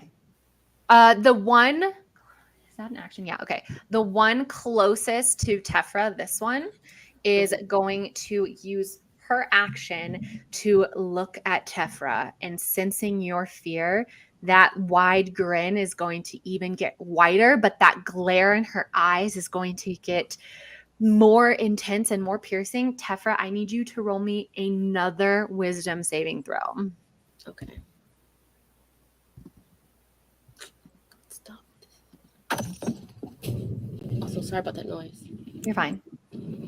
20. Okay. You have a sense that for 1 second you feel as if she is literally trying to frighten you to death. Like you are so scared. But even though you're still frightened, you are able to find a mote of calm and inner peace from your monk training that prevents you from falling victim to her death glare. Slay. All right. Okay, so that was their bonus action. Wait, hold on. Where is it? Physical inspection. Oops. Hold on. I'm so sorry. Mm-hmm. Okay, I was right. For a second, I thought it was an action for them to drop their illusion, but it's a bonus action, so we're good. I thought I had really effed you guys over for a second, but we're fine. Okay, so yes. So she has done her turn. This one has done her turn. Now we're gonna do this chick, and she is going to make her. She's going to attack.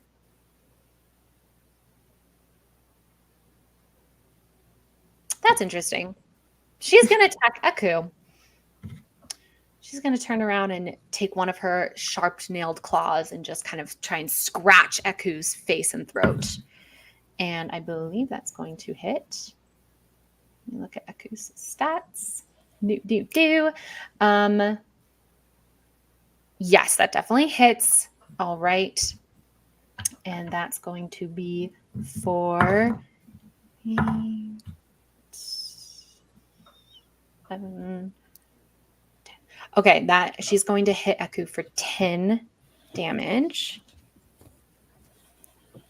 I'm sorry, do we know how many hit points Eku has? You do not. You do not. I feel like that should have been on the job application, but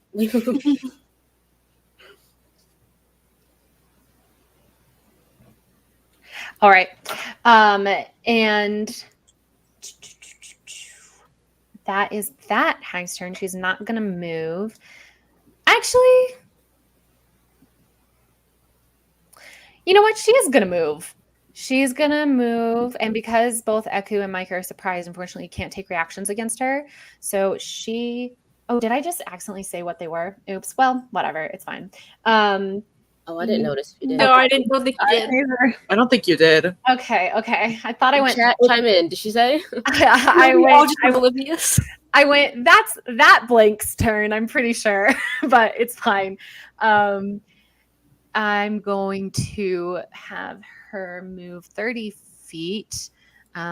She's going to go 5, 10, 15, 20, 25. She's going to get right here up close and personal to Val.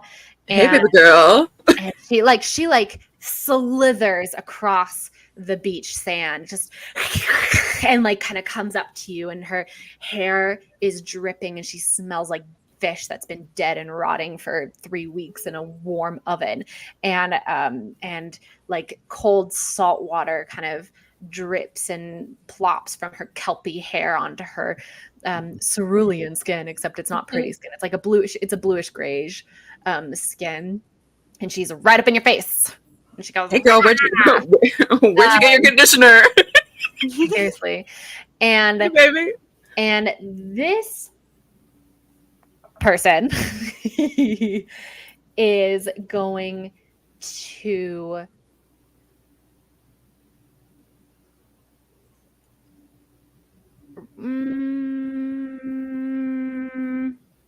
give me a second.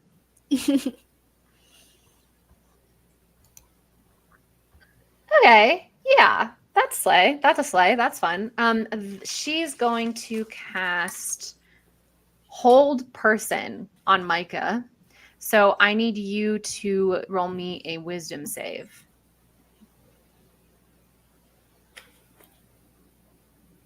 I know. It's so 25. Okay. So you feel this. That's funny.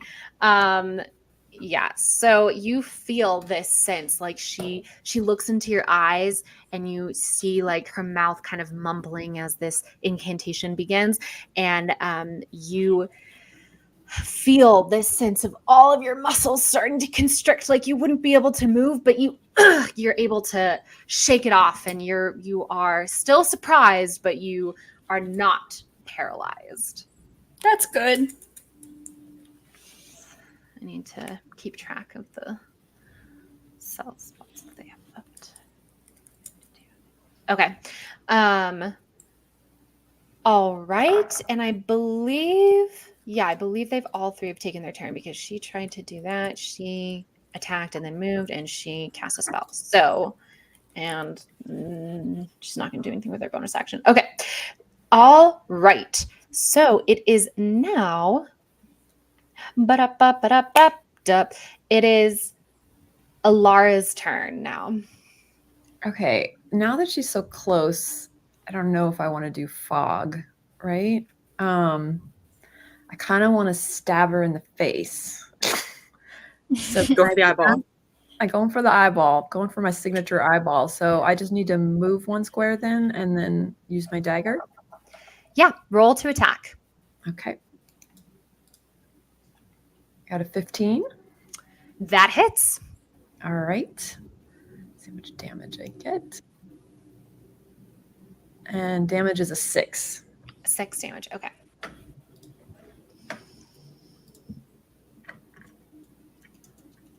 I'll keep this up. Oh, I have a question. I don't know if this counts as an action. I do have a buff, protection from evil and good, but I have to like either cast it on myself or somebody else or whatever. But is that something that I need to use for my action? What does it say? It should say on the spell. It just says, oh, casting time 1 action touch. Yeah. Okay. So there you go. Okay.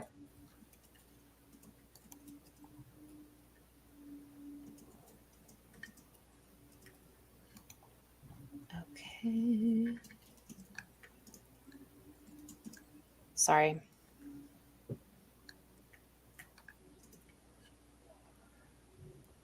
I'm getting their stats ready just in case, for no reason, but just in case. For the battlefield awareness we have yet to cast. I'm just saying, it's up to you. All All right. The laws talked me out of it, so she could do her reveal.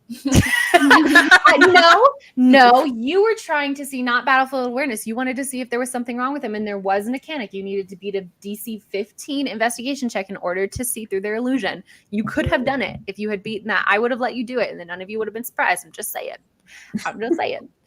I'm not railroading you all the time. Anyway. Okay. So Alara, that is your turn. Micah, it's your turn, but you're surprised unless you have a feature that prevents. Did Alara do all of her stuff? I thought she just attacked once. I'm sorry, I thought you said okay and then didn't. No, I just didn't know. You didn't say how it affected the character at all. Like, I mean, yeah, you were able to stab her, and you get her right in the side of her cheek, and I mean, obviously, it's not going to go right in the eye, right? Because like, it's just that's like a mechanic to blind somebody. You have to cast a spell, or you have to do enough damage, but you do damage her. Yes, definitely. Okay. And it says for bonus action, I have 2 of them fighting, but does that? I only have 1 dagger, so would I be able to use my longbow as the second weapon, or no? You can do battlefield awareness. Do I have battlefield awareness? That's the thing we all have because of our training. Oh, gotcha. That is a bonus action. So I don't even know what that means. What do I do? Read it out loud. You should be able to hover over it, and it should tell you what it does. Okay, your time training studying the advice gives you a tactical advantage while in combat alongside other members of the advisory. If you are within 120 feet of another advisee of House Sylvain, you can get a bonus action to make an insight check about a group of adversaries. On a successful check, you and your teammate gain an understanding of the strength of your foes. You must rely on your own intelligence to decide if the battle is worth fighting. Meta, I will display the encounter notes during the... Oh, is this the thing? Okay, you will see the HP of every monster. Okay, that's what you'll do if we do that. Yeah. Okay, so how do I just click it? Like, how do I... Yeah, just click it and tell me you're doing it, and then roll me that insight check. Okay. Insight. Ooh. Insight. Okay. Oh, I got a nat 20. Okay, very well done. So yes, Alara, after you go in and you kind of get up close and personal with this creature, you are able to realize, like, just from all of the reading and, ranger training and everything that you've done, what that you are facing is a sea hag. And in fact, you are facing 3 of them, which is known as a coven of sea hags, which gives them special powers that when there are 3 sea hags together, they become magical and are able to cast spells. So you also become aware of their strength. Oh, here we go. Cool.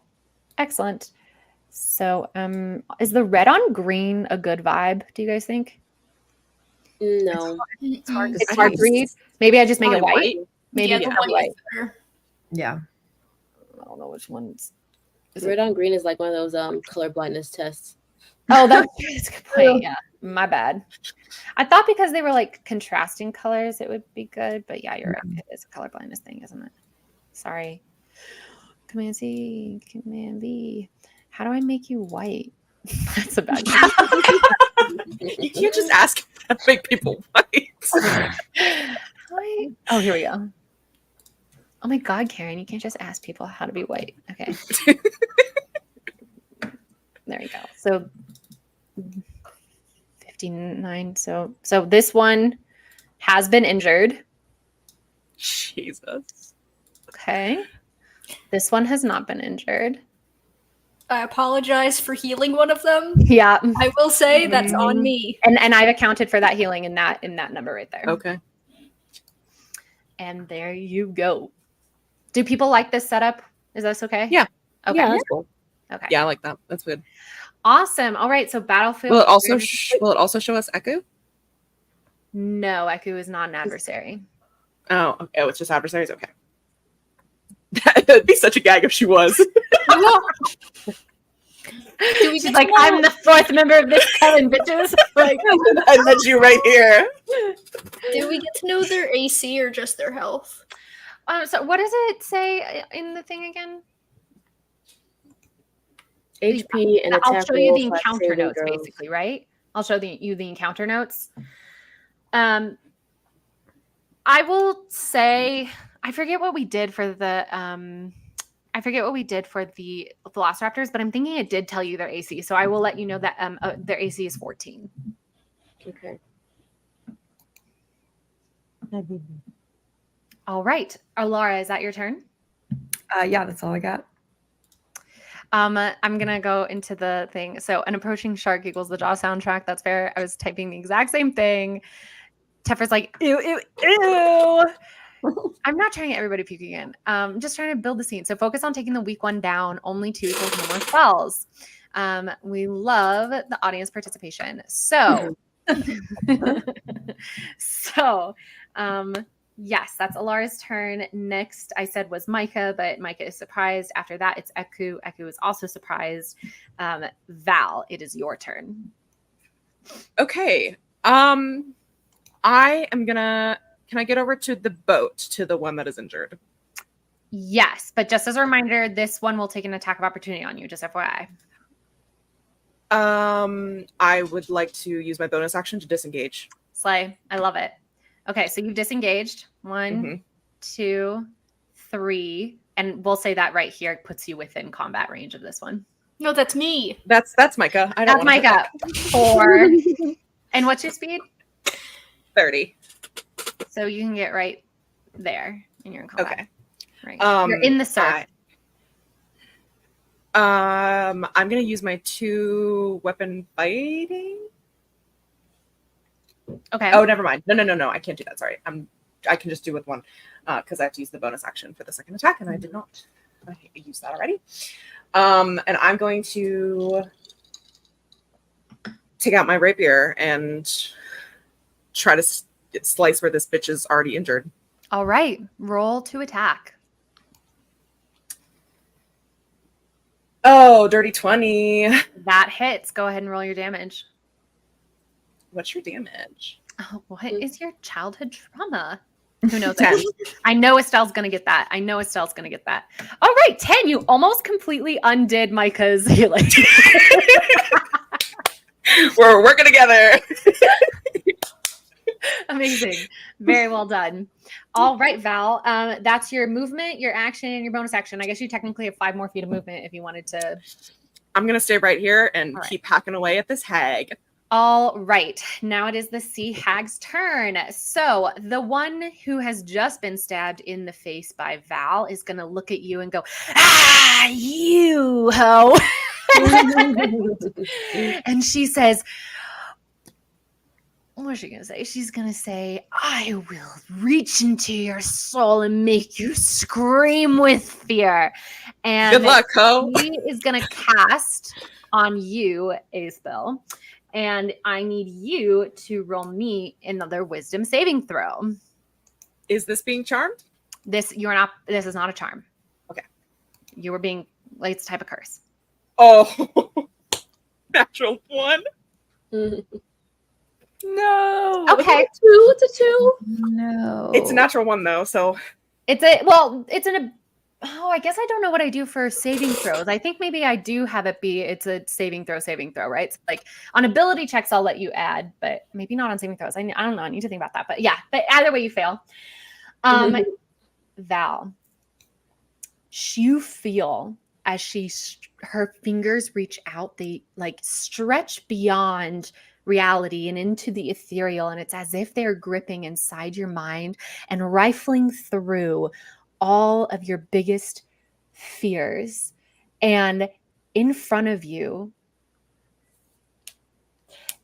manifests in the surf, you see Syndra, and she's before you, and her throat is slit and her skin is decaying and sloughing off.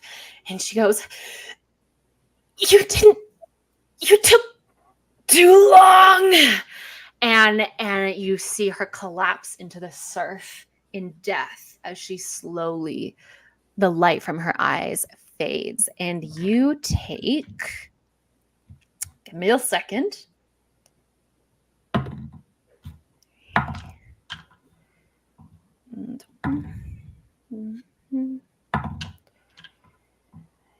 You take 25 psychic damage. Oh my god. What does that even mean? How do you? What does that mean? Yeah. How do you? So it's 25 damage unless you're resistant to psychic damage. You are so horrified by this that it literally zaps your energy and you are like completely terrified. You're not frightened, but I mean, this has damaged you psychically. It's trauma. Great. She's traumatized. Yes, literally. Fourth. But you're still up, I'm assuming. Yes, barely. Okay. Fucking barely. Also, actually, now that I think about it, you are frightened. Actually, you are frightened. I'm sorry, that's my bad. That's part of the mechanic, which means that you have disadvantage on ability checks and attack rolls while the source of your fear is within line of sight, and you cannot willingly move closer to that source of fear. Okay. Okay. Now that is that hag's action. She is going to use half of her movement to stand up, so she's no longer sitting down. And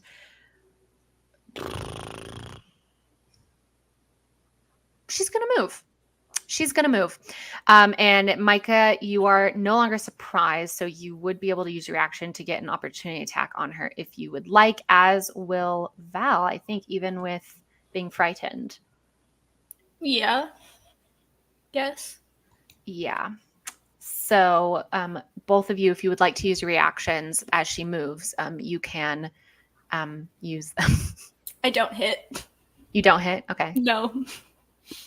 So is that just a hit for like my rapier that I have in my hand? Yeah. You just roll with your rapier, yeah.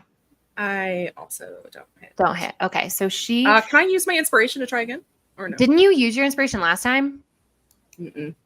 Oh, okay. Well, yes. Then You gave it to us again. I agree. Okay, yeah. Okay, then yes, you can use again. You can roll it again. Okay. Fuck, 12. 12. Yeah, unfortunately, it does not hit. She stands up and she jumps out of the boat and into the... Oh, oops. Oh, can I? I don't think I can group these, can I? Control? No. Okay, well, that's going to be a little annoying, but whatever, we'll deal with it. She's going to move. Okay, wait, hold on. 30, so 15. So she's going to move right here, and then she's going to kind of sink beneath the murky water. So you guys see her vaguely sink below the water. You know this is vaguely where she is. But then if she stays in here, it might be a little harder to discern where she is, just FYI. Okay. So that was that hag's turn. And I think that's the only hag that's gone so far. So then this hag is going to then cackle out loud and point at Val with elated humor. And her eyes are going to turn like a scary color. And they're going to look like the black of the blackest abyss of the bottom of the ocean. And Val, your head still reeling from the image of Sindra collapsing into the water dead, which is still there, right? You still see that, is so terrifying to you that you feel another huge wave of fear coming over you. And I need you to roll another wisdom saving throw. And remember, because you are frightened, you have disadvantage on this. Yay. 8. An 8. You drop to 0 hit points immediately. You're down in the surf.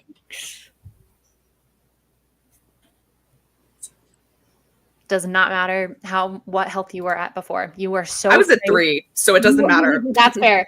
But before it happens, your hair... What hair? Was Val's hair already white? Mm-hmm. Yep. Oh, okay. It gets whiter. It gains Natural on bleach. a Pantene sheen. You got a toner. And thanks for the conditioner. Yeah. And you know what? Actually, for flavor, let's do it the opposite for Drow. One streak of your hair turns black, and you collapse into the water, unconscious. But you are at. Let me look at this actually. 0 hit points. Yeah. Okay. You are at 0 hit points. Okay. All right. Val, when you put in that you are exactly at 0, does it bring up the death saves for you, or does it just say you're at 0? It brings up the death saves? Okay. Okay. Yep. So that was that hag's turn. And she's going to say where she is. And Alara this hag is going to...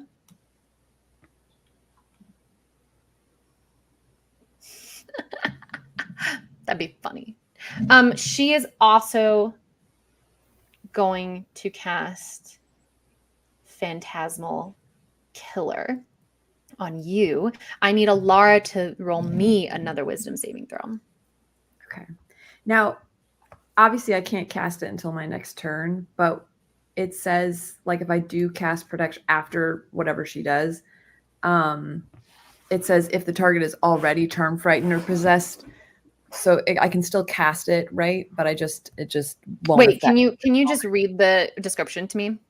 Yeah, it says the protection grants several benefits. Creatures of those types have disadvantage on attack rolls against the target. The target also can't be charmed, frightened, or possessed by them. If the target is already charmed, frightened, or possessed by such a creature, the target has advantage on any new saving throws against the relevant effect. Okay, gotcha. So I don't have it now, but you do not have it now. But I would after she already attacks me. Yeah. Yes. Okay, so what am I doing? I'm doing a wisdom saving throw, just a straight roll. Okay. 17? A 17. You feel this moment as if her eyes and claws are sifting through your brain, and you in your teenage rebellion and angriness are just like, get out. And she kind of rears back and the spell fails. Okay. All right. Yeah, that's her turn, and she's mad as fuck. But she's gonna stay. She's gonna stay where she is. And that now is the hag's turn. So Alara, it is now your turn. Okay, so I'm gonna, now that I'm like, whoa, that almost happened. I'm gonna cast protection from evil and good. Okay, and that's an action, correct? It's an action, yeah, and it's basically just a buff for future. And it lasts, how long does it last? 10 minutes. Okay, sounds good. And then, so that's my action, but can I, since for bonus action, I have the 2-weapon fighting, would that count? Would I be able to stab her? No, once? I'm pretty sure 2-weapon fighting, you have to have taken the attack action on your action in order to use that as a bonus action. Okay.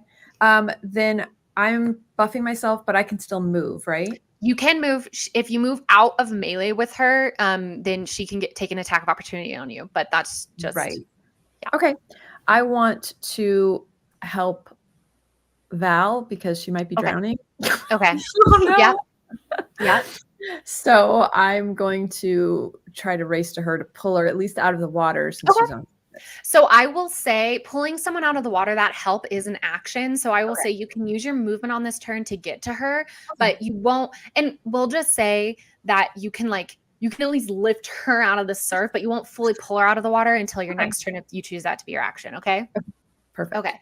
So she is going to take an attack of opportunity on you. You can use her reaction. Does a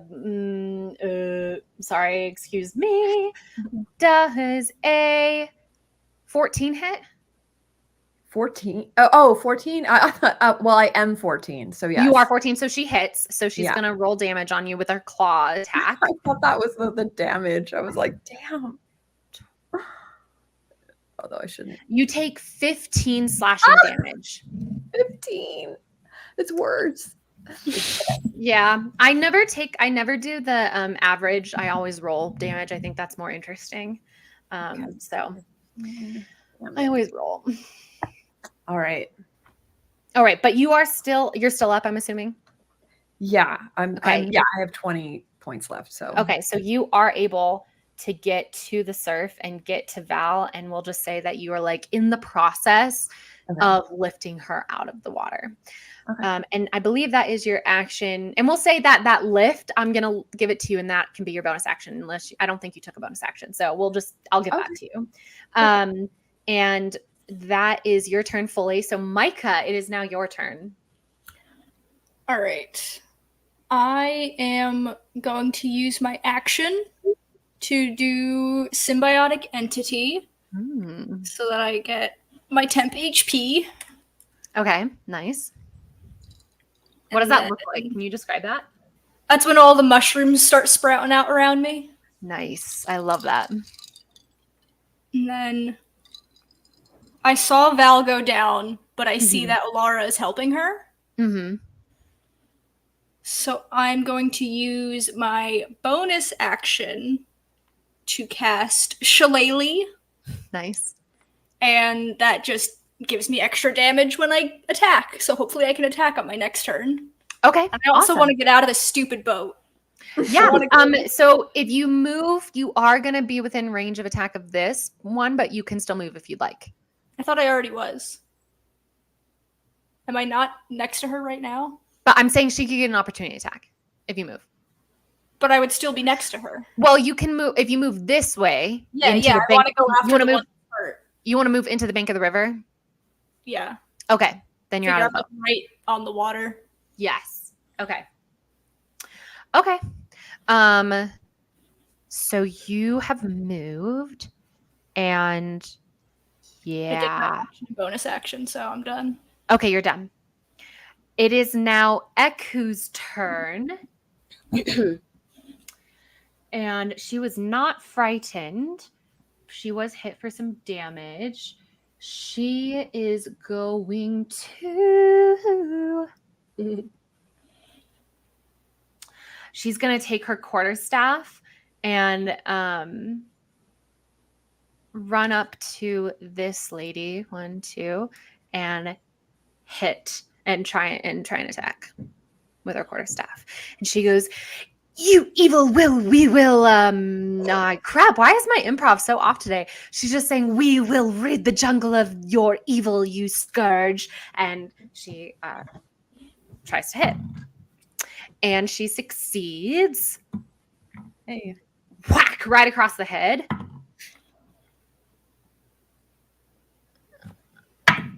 Okay, and she does 6 damage to this creature, to this hag, to the sea hag, and that is Eku's turn. Oh, I'm stupid. Oh, well, whatever. Next time. Anyway, it's fine. And yeah, that's Eku's turn. And now it is Val's turn. I need you to roll me a death saving throw. Sorry. Do you want to share your screen so we can all see the death save? Oh god, I'm so hurt. I don't know how to do this, so. Yeah, I think you just click on. Wait, why are they all filled in? What the hell? Whatever. None of them are filled in. I think it'll be a white circle. So I don't know. Do you just click on it, or do you have to roll a d20? Is there a place where you can roll it? No, just roll a d20, straight d20. You don't add anything.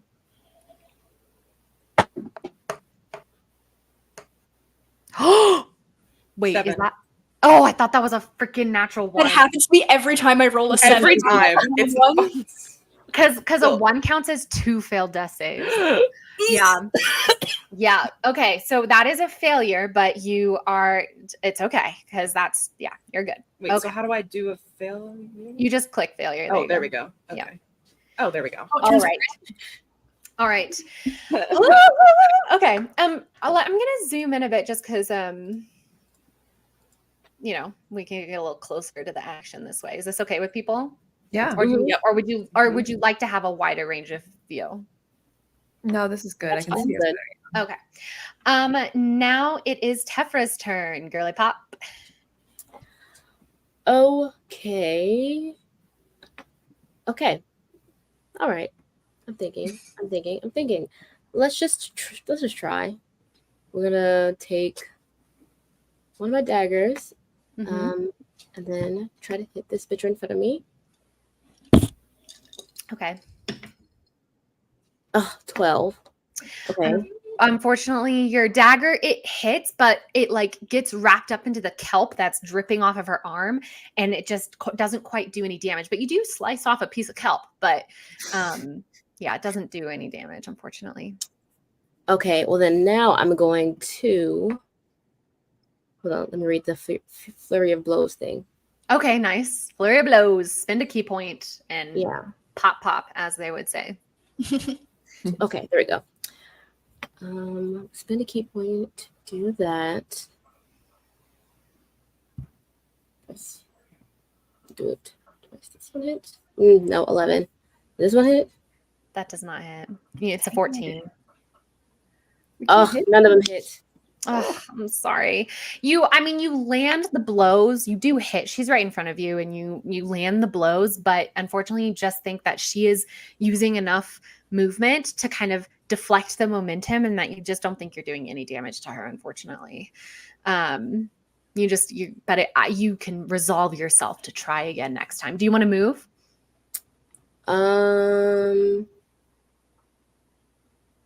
Yes. Okay. Can I move closer to the river? Yes, and I will say you can move here and you'll still be within melee range of her, so she won't get an opportunity attack on you. Okay, yeah. Is that okay? Uh-huh. Okay. Whoops, my bad. There we go. Yeah. Okay. That's where you are. Okay. All right, and then now it is the Coven's turn. So this one is going to use her action to hide within the murkiness of the river. So I'm keeping her here, and I am deciding where I'm going to have her go. Oh, I'm sorry. Can I say something? Yeah.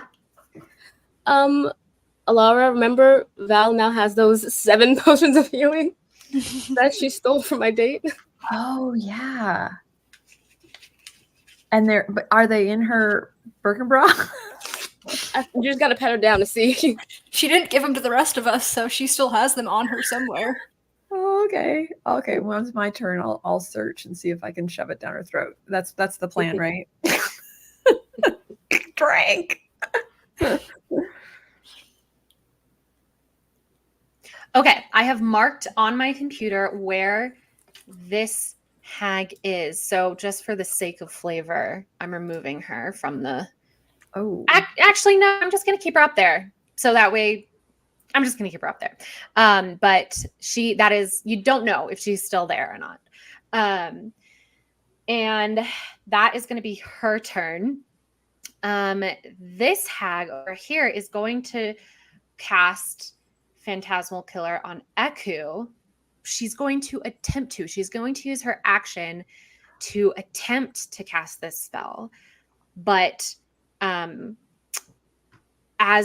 Eku is with her and as she does, the spell fails to manifest. And she goes, sisters! And she is displeased. And she is going to try and get closer to the river. And so Eku is going to use her reaction to get an opportunity attack, but I'm going to just move the hag first. So she's going to go 5, 10, 15, 20, 25. And that will put her... Okay. So, but I'm going to say she's already used her action because she attempted to cast the spell. Yes. I'm sorry. What are the rules of this power of 3 moment? I don't know. Oh, okay. Yeah. Your battlefield tactics don't tell you everything about everything. So, but I'm giving you the clues as it's up to you guys to make your intelligence checks.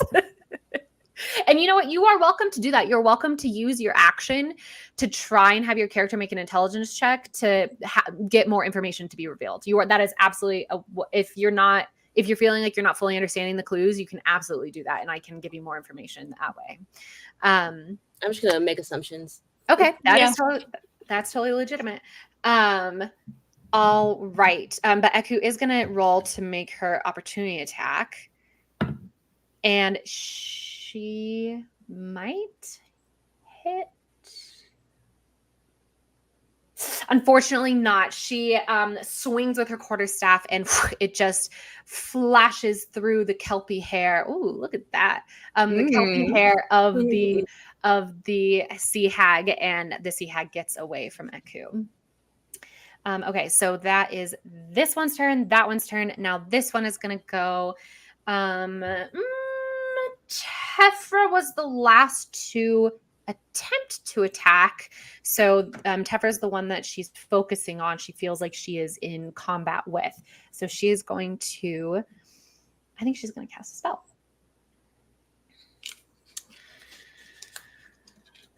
What spell? What spell? What spell? What spell?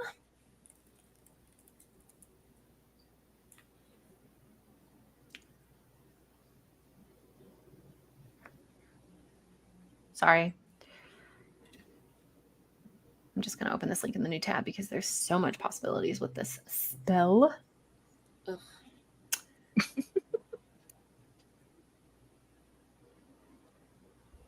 Okay. Oh, Tefra. Mm-hmm. Have you been rolling at disadvantage because you're frightened? Yes. Okay, cool. Thank you. That's why none of them hit. Yeah. And did you? So you put that you're frightened on your sheet, like it's doing that for you? Because I think you can. I don't know if it's doing it for me. I just did it myself. Okay, because there is a way to add that condition, so that way if you want to add the condition, you can. Yeah, I added the condition, but I don't know if it's automatically. But actually, I think you can. A creature can repeat the saving throw. So why don't you go ahead and actually repeat your wisdom saving throw for me twice, because you've had 2 turns now, and you're supposed to be able to. We'll just say once, and we can end the condition now if you succeed on your wisdom save. 21. You succeed. You are no longer frightened. You are so angry that your last hits did not hit that you get over your fear. And I'm sorry. And she sees that. This hag sees that you've kind of steeled yourself, and she doesn't like that at all. So she is going to she's going to cast Eye Bite on you.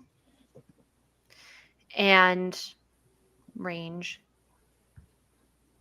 Yeah, well, she's going to cast Eye Bite on herself. And saving throw, one creature your choice of an. Yeah, she's going to cast Eye Bite. And you need to make another wisdom saving throw. 16? Okay. Her eyes turn this deep inky black. And you feel this sense of drowsiness, this desire to, you just got off the ship, and now, like, how is it that you're already in combat? Oh my gosh. And you're so tired and exhausted, and you just feel this deep, deep desire to close your eyes and just lay your head down on the soft, beachy sand. But no, you you shake it off, and you are able to shake off the effects of that spell. But I am going to highlight her so that way I remember that she has this. Oh, I should turn it black, actually, since her eyes are black. She has this effect on her that she can use. And yes, that is going to be the hag's turn. And next is Alara. Okay, I would like to check to see if there is the healing potions, but Val's still in the water, right? So I can only do one. Yeah, you can only do one. If you want to help Val, get out of the water. I mean, I need to get her out, and I'm telling her unconscious body, Val, I know you're not awake right now, but I think we need to retreat. I think we need to get the hell out of here and regroup, or we're all going to die or be unconscious like you. So I am dragging her out and also yelling at the group Yep. that, do that. we need to get out of here now. Val down. Val down. Would Alara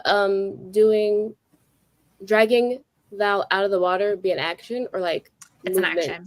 The help. It's the help action. It's the help okay. action. Yeah. She's helping Well, her. that's all I have, And, right? and it's very helpful because I was going to say I gave it to you on the first round, but on the second round, she would have been quote unquote drowning, and that is 2 automatic death fails. So she would have died permanently. So that was a very helpful action. Okay. And here's my question. You want to drag her out. So dragging, I say, will reduce your speed by half, but you don't need to move her closer to the hag. You could move her like this way if you wanted. At this point, I want to retreat. Okay, so you would move 5, 10, 15 with Val.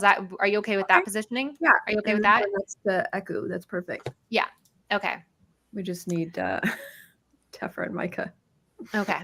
Run! All right. Micah, it's your turn. Well, I'm going to smack this one that's right next to me. Okay. I don't for it. see the other one anymore, right? You could use your bonus action to try and perceive where she is in the water if you wanted, and then go from there. No, because she might be out of range, and I want to use my bonus action to heal. I just got a notification that Steve is playing Baldur's Gate 3. Hope you're enjoying yourself, Steegy. Buddy. I know the production quality, the maps. I know, guys. I'm so proud of myself. Welcome. I love it. He's watching us stream D&D and playing his own BG3. That's amazing. You can definitely. The thing is that here's what I'll say. Out of range, I don't know what your range is, but you know that she was moving roughly a certain amount of feet per turn, but whatever. You know that you could use your bonus action to perceive where she is. And I'll say this, and this is so OP, but I will say it, that as part of your feature of battlefield awareness, that if you perceive where she is, everybody else perceives where she is too. I'll just give you guys that. It's so OP, but I don't care. Whatever. This game is hard enough as it is. No, I want to use my bonus action to heal. But first I'm going to hit the one that's right in front of me that's been attacking. Okay, sounds good. Go roll to attack with your shillelagh. What the heck? I'm going to use my inspiration because I got a 9. No, okay. I've had this inspiration for like 4 sessions. Yeah. I know. 16! Yay, that hits. Roll your damage. You thwack her good and hard. So that is 10 shillelagh damage. I guess that's bludgeoning. Yeah. And then it is also 42. 3 necrotic damage from my mushrooms. 39. Very nicely done. Yeah, she screeches out, and when you smack down on her, blue Icarus blood falls like from a wound on her, like in a deep, deep bruise begins to form almost immediately, and she screeches with, "Oh, damn it." I just got a notification on my phone that my thing didn't upload on Instagram a story that I literally had to promote this stream. Can I just cancel the upload at this point? I'm canceling that upload because we're like, it's whatever. It doesn't matter. Anyway, yeah. So very nicely done. You really got her good. You told her to stop hitting my friends. Yeah, nice. I like it. And now you bonus action and movement. Yeah, bonus action healing word on Val. All right. Because I don't want her to die. Nice. So you get 8 hit points. Nice. 8. That takes me out of death. That takes you out of your death. Yes, you can just say you heal for 8 and you are no longer having to roll saving throws. I'm going to say, Val, if you drown, I'm going to kill you. That's my motivation to heal Val. I like it. My neighbor's going to the bathroom. Mhm. And then That's just the wave coming That's in. a wave crashing. drowned out. It's so great. It is such a good element to the production. I love it. I don't want to get out of range because I don't want. I have a lot of hit points, but like the only way I could go is into the water. I will say you could cross through the boat. It'll count. This square will count as a 10-foot crossing. It's like difficult terrain to climb in and climb out. But this one square will eat up 10, but everything else will be normal. And then they'll both get an attack of opportunity. Yes. Yeah, I'll risk it. I have a lot of hit points. Okay, so you're going to move 5, 10, 15, 20, 25, 30, or do you want to move here? I'll go next to Val in case she needs more healing. Okay, sounds good. Thanks. Like half drowning, still like water in my mouth. All right. So now that was Micah's turn. It is now Eku's turn. And Eku is going to kind of take a breath, and she is going to cast Cure Wounds on Val. And she's going to kind of come over and be like, "Arise, child. You are well, and there are still battles to be fought." And she's going to do Cure Wounds. Hey, Micah, can you tell me the thing for Cure Wounds again? Because I forget what it is. It is 1d8 plus your spellcasting modifier per level. Okay, awesome. Okay, so 5 plus. So you gain 10 hit points from that Cure Wounds. Whew.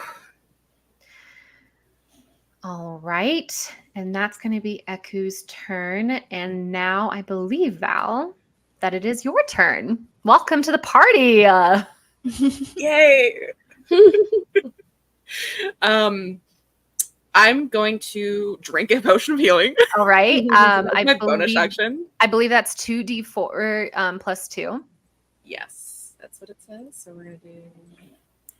Hello. Why can I? Oh, there we go. 2d4 is going to give me 6, so 8. All right, go ahead and heal for 8. Stieg is mad that I called him out. I'm watching you on the small screen and playing on the big screen. Oh, that's funny. Well, don't air your laundry. It's not laundry. I was celebrating your choices for the first day of fall and for a Sunday. Like, that is gorgeous. That's honestly, let's be so for real. After this is done, that's my plan. I'm going to put up some Halloween decorations and then I'm going to play Baldur's Gate 3 because, you know, why not? Watch me whip. Watch me shillelagh. So funny. To be fair, we can't really hear the aquatic ambience of your neighbor's toilet. Oh, really? That's not fair. Wait, they get healing NPCs now? Dang, they're never going to die. Look, they chose a guide. All the guides had different abilities, and this guide just might have been the best possible guide to choose. You don't know. Maybe they just got extremely lucky. Like, you don't know. Like I said, I'm not railroading this. I didn't force them to choose Eku. I didn't force them to choose Eku. All right. Val, Okay. I still have my action. Yeah, you have your. So This is not like Baldur's Gate 3. When you're up in D&D, you're up. You've got your action, your bonus action, your movement. You're up. You're good to get up. Well, actually, you have to use half your movement to get up. So that's fine. That's fine because I plan on throwing a dagger at 47. 47. Okay. That's like such a football thing. All right. I'm assuming you have proficiency in doing that. Like you can throw your dagger. Yes. Okay. All right. So roll to attack. It doesn't matter. I got a 6 on the attack, so it doesn't hit. I just lose my dagger. Yeah. We'll pick it up later. I will say, can I like put a little arrow? Oh, that's way too big. I'll just put a little black arrow in the sand as a reminder that you've got to. Oh, hello. No? What? That's unexpected. Why did you do that? Expecting that. Maybe it's this. Yeah. There we go. Whoa. Anyway. It's real wonky. It gets closer to her. Oh God.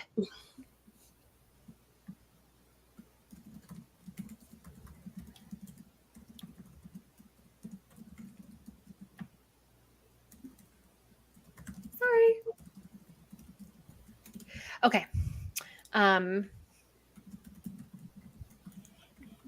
Sorry, I forgot I had a call, but it's okay. They needed to postpone for a little bit. Okay, sorry guys. Yeah, so Val, you throw your dagger and it lands here in the sand. Bonus action. Oh, you've used your bonus action to take a potion. Do you want to move at all? No, I'm gonna stay right here, trying to still gather my constitution because I have enough trauma for 10 lifetimes. Now. Fair enough. All right, so it is now Tefra's turn. You've got 2 hags on your side. Got 2 hags. Let us see. Oh, this says no action. Okay. Can I do team tactics? Okay. We discuss, are we fleeing? Or now that Val's up, are we continuing to fight? I say let's flee, and I'm not a fleer, but I have a bad feeling about this. Okay. I say at least we can get to higher ground. We don't necessarily have to completely stop fighting them, but let's get the heck out of here and regroup. That's my vote. Yeah. Unless you have like a special move you want to do that could take down 47 hit points on someone. I don't. Not at this point in time. Okay. So do we want to go with the fog thing like we initially? Fog and run. Fog and run? Wow. Jesus Christ. How long does the fog last? The fog. And would it like cover? An hour. And it's a 20-foot radius sphere. 20-foot radius. Yeah. Okay. Well, yeah. Well, who's after me? Hags. Okay. Oh my God, I don't know what to do. So I'm going to do. You have disengage, or is that just a rope thing?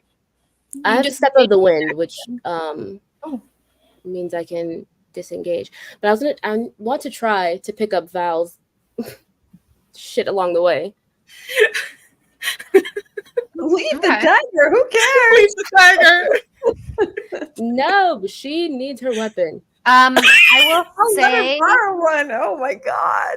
I'm gonna say that you can't. I mean, you would have to go all the way around this way. You can't scoot through here because the hag is like right next to the boat. But you could. I mean, you were right here. 5, 10, 15, 20, 25, 30. You could get here with the dagger. Okay, new question. Alara, you have your longbow, right? Yeah, but I don't have my action yet. So, I mean, it's going to be after I'm saying. fact. Yes, I do. You do have it.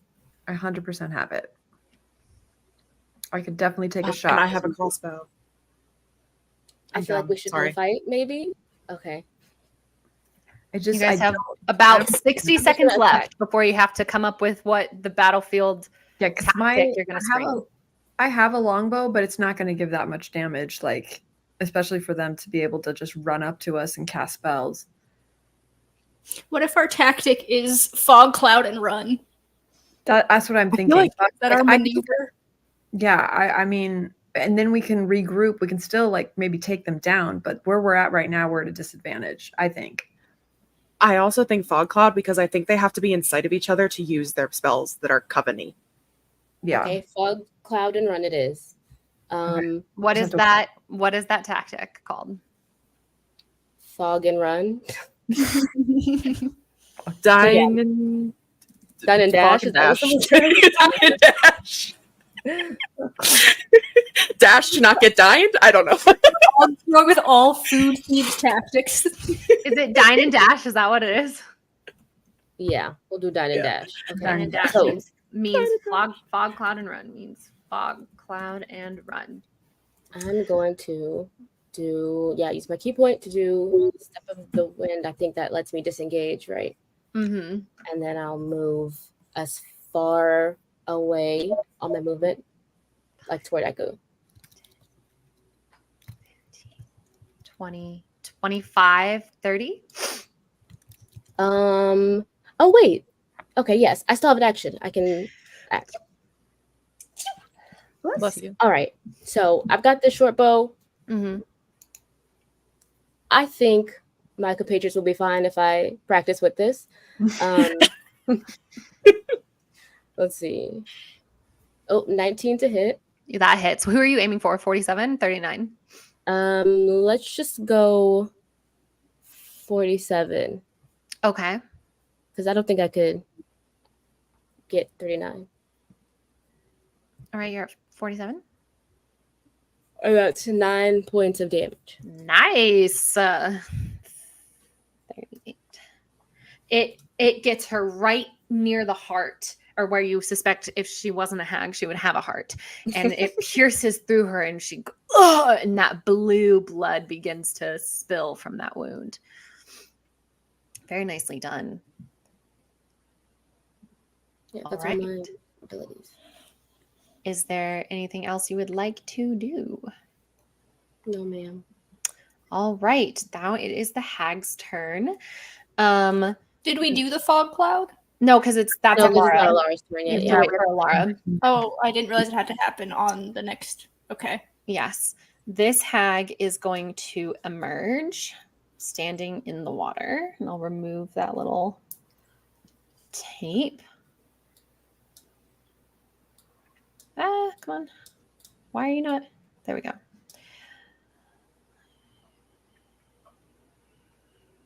Okay. So she's going to emerge and Oh, I'm so sorry. I have a thing that allows me to deal extra 1d4 for a ranged attack. Can I do that now? yeah, absolutely. That's fine. Okay. What is it called? Just so I know. Kinsey shot? And do you have to use a key point for that? No. Okay. And it's not a bonus action. No, I just have to Okay. use this specific weapon. Okay, nice. Okay. What's that? Oh, 2. 2. All right. Looking good. You are telling like they are, I mean, obviously you can see, but they're they're quite far from their normal maximum health. They are they're getting angrier. Oh, and I will say that this is gone because you guys picked it up. So Tefra, you now have a dagger on you from Val. All right. This hag. Do. Somebody sing a sea shanty. Come on, give me some music. Oh, I need to figure this out. I need to figure out how we can have music on these streams because I really want music. Ooh, that's a fun one. I don't like the sound of that. That's a fun one. How For everyone but us. far? Oh, hold on. Let me count. 5, 10, 15, 20, 25. Okay. On Micah, gonna cast Ray of Sickness. Go ahead and make me a Constitution saving throw and check to see if you have any advantages against being poisoned. I don't. The only Okay. resistance I have is fire damage, which isn't going to help fighting sea hags. Okay. You said Constitution? Yes. 14. Oh, you feel this seeping like poisonous entity enter your blood as this like ray of green mist, sea mist, shoots from her hand and travels all the way across the beach right into your face. And you breathe it in and you're able to cough it out and it does not infect you. Very nicely done. Oh, I'm good? You're good. Okay. Someone play the front bottoms. All right. This hag is going to cast because you started running away. This hag is going to cast Hold Person on Tefra. And Tefra, I need you to roll me a wisdom saving throw. 16. And again, you feel this sense of paralyzation as you're moving towards your group, but you are able to, with that calm of mind that you've practiced as a monk, you are able to mind over matter it and you break over the paralytic curse and keep moving. They're burning through their spells. Damn. That's a second level. Okay. All right. And this hag is going to I'm gonna hold on to that one.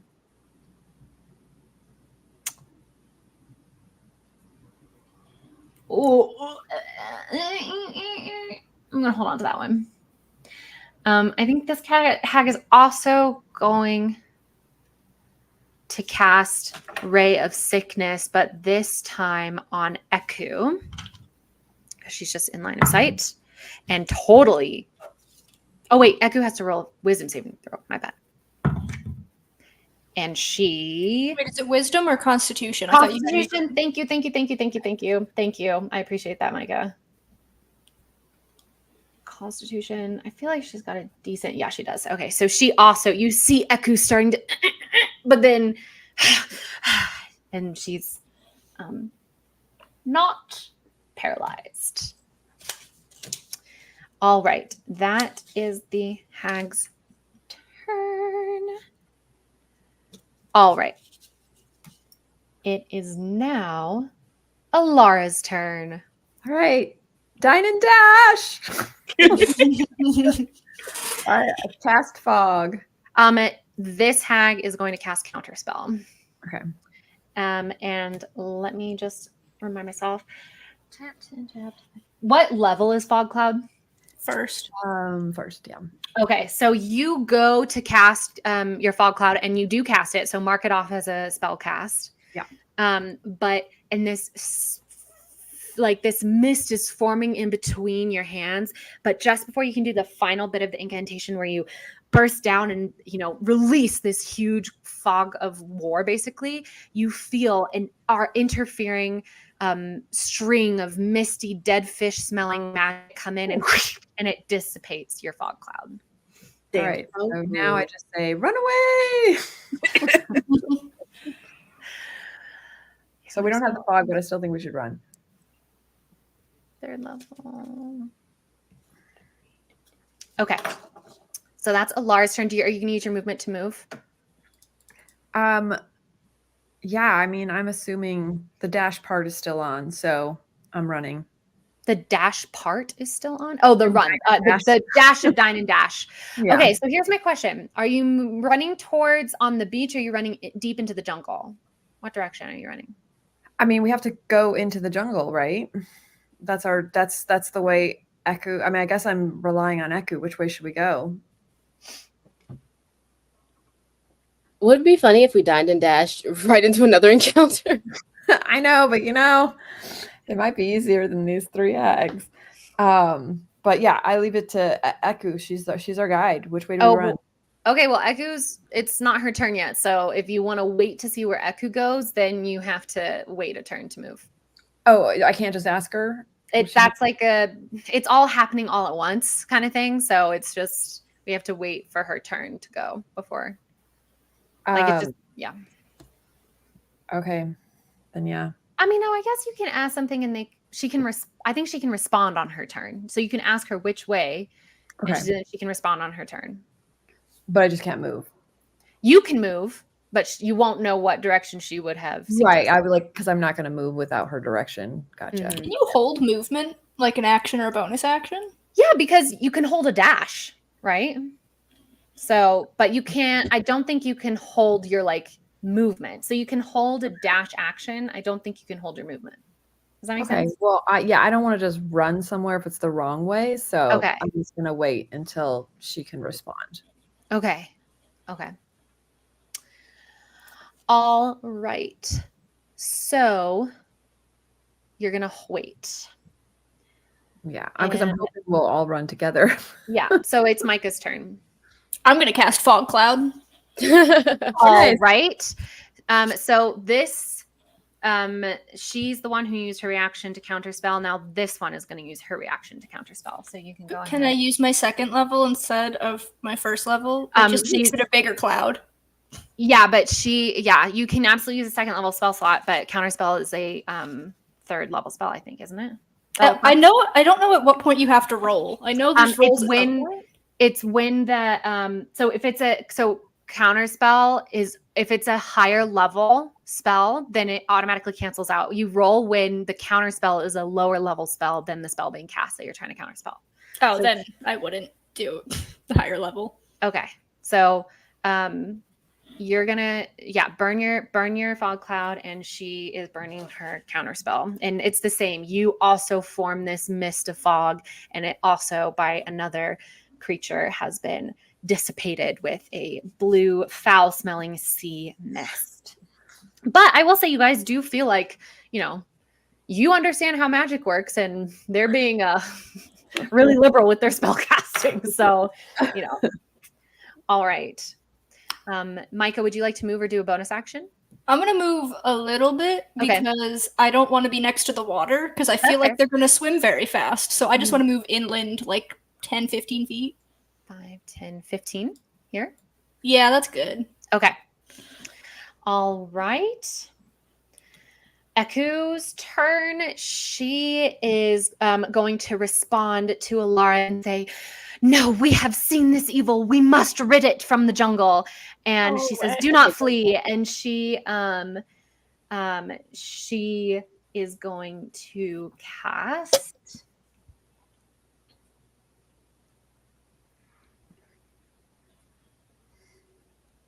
Sorry, excuse me. I need to look something up. Yes, and with those words, she is going to cast Bless, and she is going to cast Bless on Alara, Val, and Tefra. And Bless is a spell that says whenever a target makes an attack roll or a saving throw before the spell ends, the target can roll a d4 and add the number rolled to the attack roll or saving throw. Yeah. And in fact, she's actually going to cast it at a higher level so that way she can also get it on Micah. So all of you are blessed. So you have a 1d4 that you can add to your attack rolls. Is that limited use or just within a certain time? It is blessed lasts for 1 minute. So it's But it's is it not like a response? bardic inspiration. You can use it over and over again. You are blessed for the duration. All right. And is it concentration on her? No, it's not. Okay, cool. All right. So that is going to be Echo's turn. She's digging her heels into the sand. She is not moving. She's told you her goal is to rid the jungle of evil, and she sees the evil and she's on a mission. So that is Val's turn now. Okay. Val's going to take out her crossbow that she has now just remembered that she has. Nice. And she is going to go for number 36. Number 36. Okay. Number 36. Ooh. Does a 24 hit? Definitely hits. Yeah. And you added your D4. It doesn't matter. But No. okay. That's Do you want right. me to? It's like, I guess. Damage though, right? Yeah. No, it doesn't add to damage. No. Oh, 27. Does the 27 still hit? Yeah. It definitely does.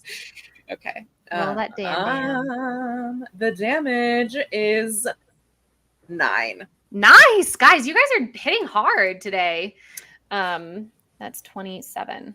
Yeah, she screams out, and Val, for a split second, you see that the fear she's been instilling in all of you, you see reflected in her eyes. Take that, bitch. How dare you use her against me? That's what I yell to scream at her because I'm very mad. Yeah, I love it. Actually, I'm going to give you a point of inspiration for that RP. That's awesome. Oh, thank you. I will take it. What do I want to do next? Is throwing a vial of something an action or a bonus That's an action. That's definitely an action. Okay. That's funny. I'm rubber, you're glue. Read the room, read the beach. Take that, hag. Oh, wait. And I'm gonna move between Echo, that's this, and Micah, that little in front of Tefra. Basically, I'm gonna move away from the sand. 5, 10, 15? Yes. Maybe like, can I go like a quarter square to the diagonal? You have to Like, move to be square kinda- by square. So you want to go here? Yeah. I don't Okay. want to be in front of Tefra because Yeah, she's also good. got a Thank bow. God. She's also got a bow. I was like, we're gonna skirt. Okay. Sounds good. Anything else you And want to that's do? Okay. You can take a bonus action. Oh, to wait, take another wait. healing potion. No, I want to use my bonus action and I want to give help to. Help is an action. Is it? I thought it was bonus. Don't you have some like rogue thing that you can? You're a rogue. You might be able to do as a bonus Oh, action. maybe it is a bonus action for Rogue. Hold on. Let me double check.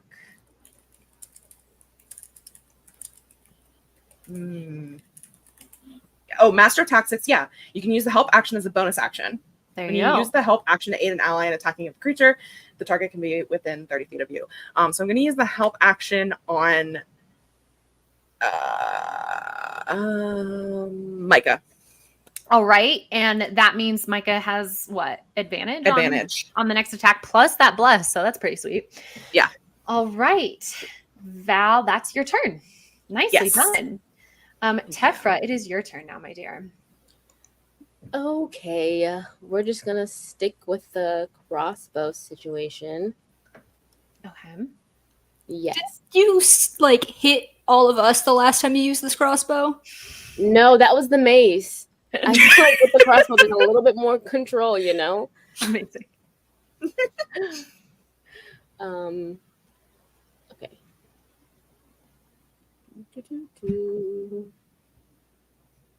Hold on, wait. Can I? Mm-hmm. No, only 12. Oh yeah, their AC is a 14. Yeah. Wait, did you add your D4? Your bless? Yeah. Oh, damn. That's too bad. Yeah. Gosh darn Yeah, it. so you aim and it just goes flying off into the river, unfortunately. Would you like Okay. to move? I would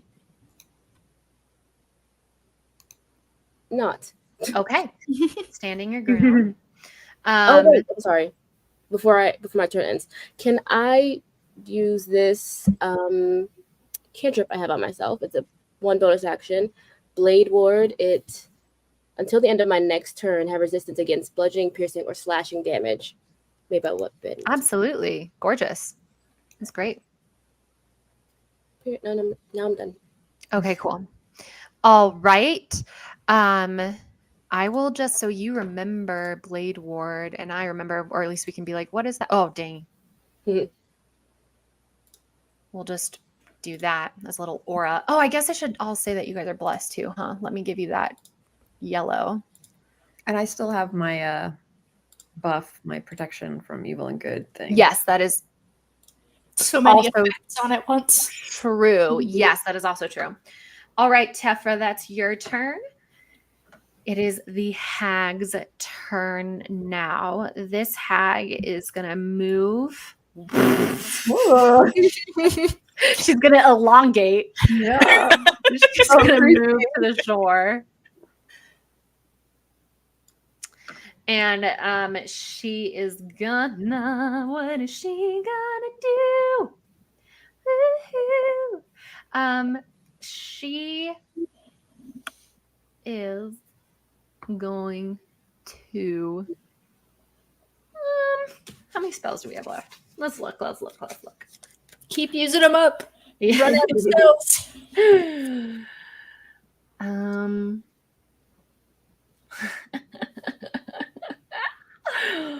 That would be so funny. That would be so funny. I'm so afraid. Yeah, like funny, haha, or Or funny, oh, we're all gonna die.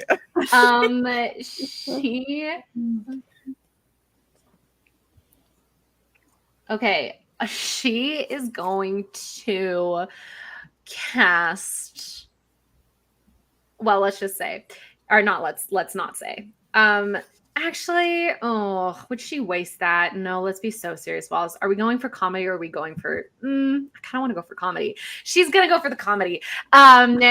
She's gonna cast a spell on Alara. Now, Alara, remember protection from evil and good. What does that mean again? Is that they have disadvantage on you, or you have advantage on them? Until the spell ends, one willing creature touch is protected against certain types of creatures, apparitions, celestials, elements of fae, fiends, and undead. The protection grants several benefits. Creatures of those types have disadvantage on attack rolls against the target. The target also can't be charmed, frightened, or possessed by them. Okay. So this is not a charm, so go ahead and roll me a wisdom save. Okay. 8. An 8? Did you add your bless? Oh, no, I did not. It's a D4. You have to roll a 4. D4. No, you have to roll a 3 or a 4. 50-50 shot. I got a 2. Oh, you see that oh, that's interesting. Whatever, I don't know what else to do. So you see this blue creepy mist get flung across and poof, fully engulf Alara, and when it clears in Alara's place is a sheep. And I say, I told you to run. Alara has been polymorphed. That was Val. That's Val. Laura is blue. that's Sorry. Alara's been polymorphed. Ah! White. A sheep is a white. Well, I guess there's some black sheep, but this sheep is a white sheep. Wow. You're not clicked on it anymore. Yeah. Thanks. No. Okay. Black sheep. So, okay. And that is that spell. Huh. All right. Now that's that hag's turn. This hag is going to stay where she is, and she's going to use her eye bite that's already up on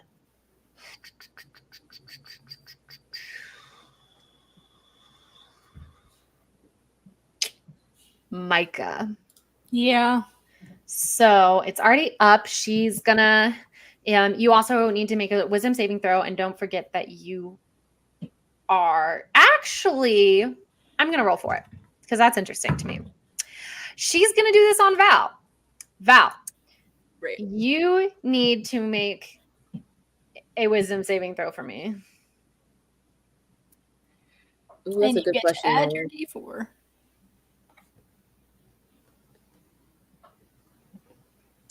Uh, 17. Okay, nice. Val, you get this sense that she made a fatal error here because she's trying to put you to sleep. But as it would so happen, you have something called fate ancestry, and it means that you can't be put to sleep. So it doesn't even matter what you rolled. She has wasted her action. Oh, I have She's- that too. Oh, that's so funny. Oh, do you? That's awesome. Yeah, I rolled for it because I was like, I do want her to choose, and I wanted to give her, but I guess it would have worked either way. So that's awesome. So yeah, and yeah, she was trying to put you to sleep with magic, and it didn't work, and she looks disgruntled. This one, how are we doing? Is going to cast Ray of Sickness on Eku. And that is a Constitution save, which she succeeds. So again, that sickly smelling ray of poisonous mist goes to Eku, but Eku kind of waves it away and is not poisoned.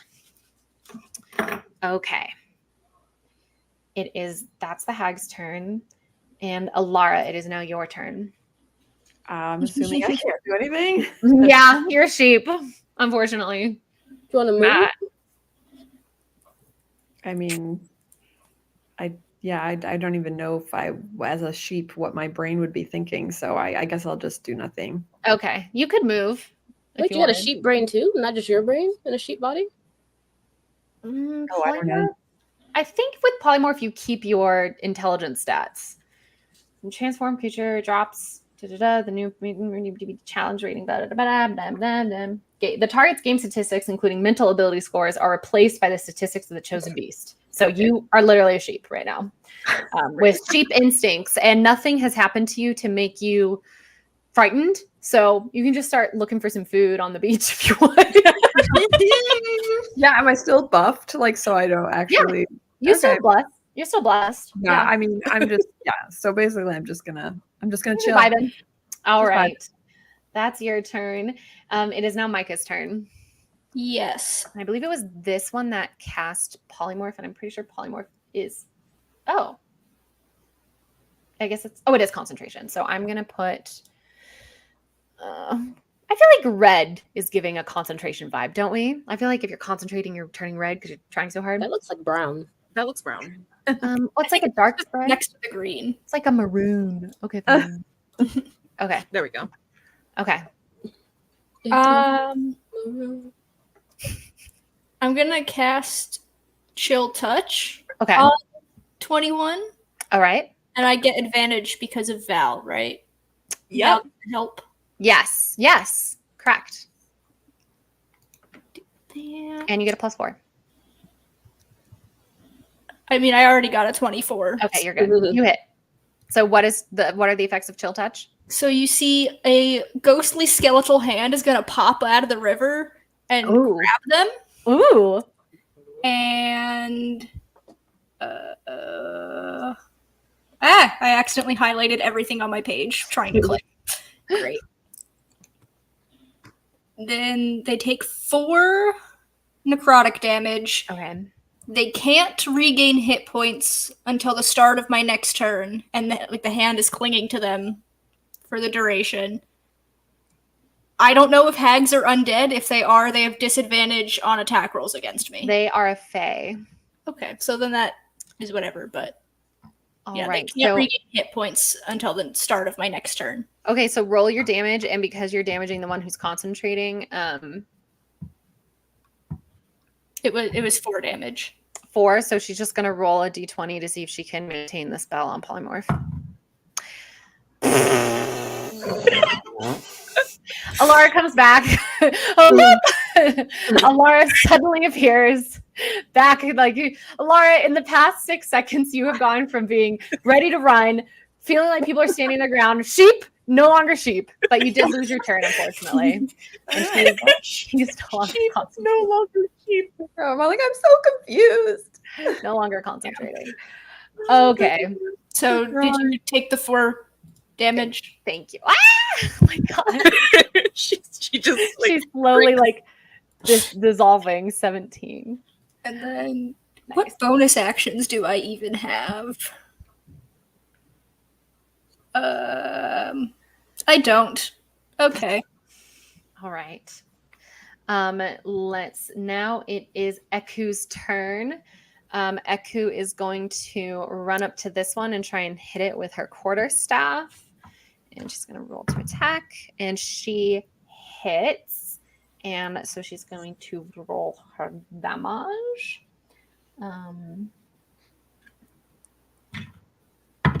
And wow, she gets 6 damage. Whack! Bang! Right on the hag's shoulder, and the hag kind of buckles down. And that's Eku's turn. And it is now Val's turn. Thank you. okay, I'm just gonna keep with my crossbow. Okay. And I'm gonna try to hit number 17 now because that's the low one. So, Okay. let's see. His concentration. Okay. I need to say that. 14. 14. That 14. hits exactly. Excellent. Roll your damage. That is 6 piercing. Ooh, right through the other side of the heart. Actually, no, you know what? We'll just say he literally shot one arrow and then split that arrow right in the exact same spot. Yeah, and she's really looking really bad. All right. Would you like to move? That slut. Slut. You slag. I love this. Mon says, I'm picturing no one else saw it happen, and Alar's going to tell the story. Like, no, I swear I was a sheep. God.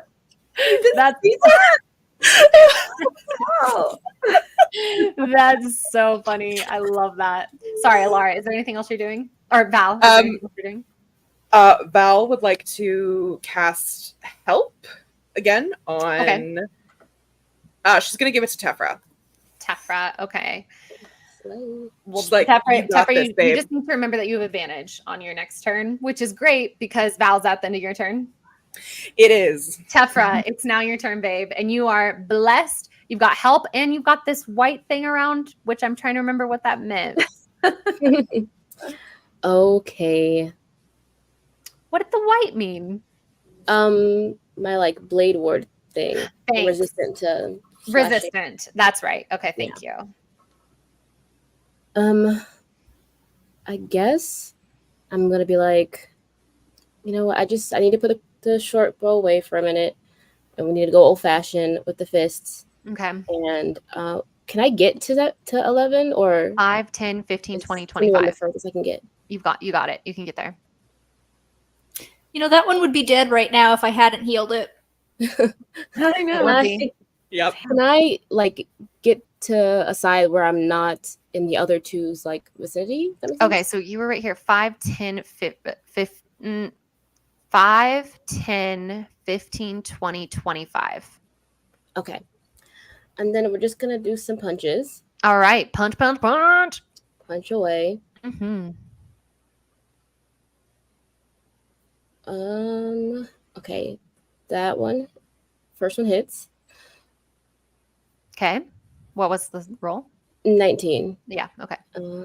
Let's see. I don't think that's gonna hit. I don't know math, but that one doesn't hit.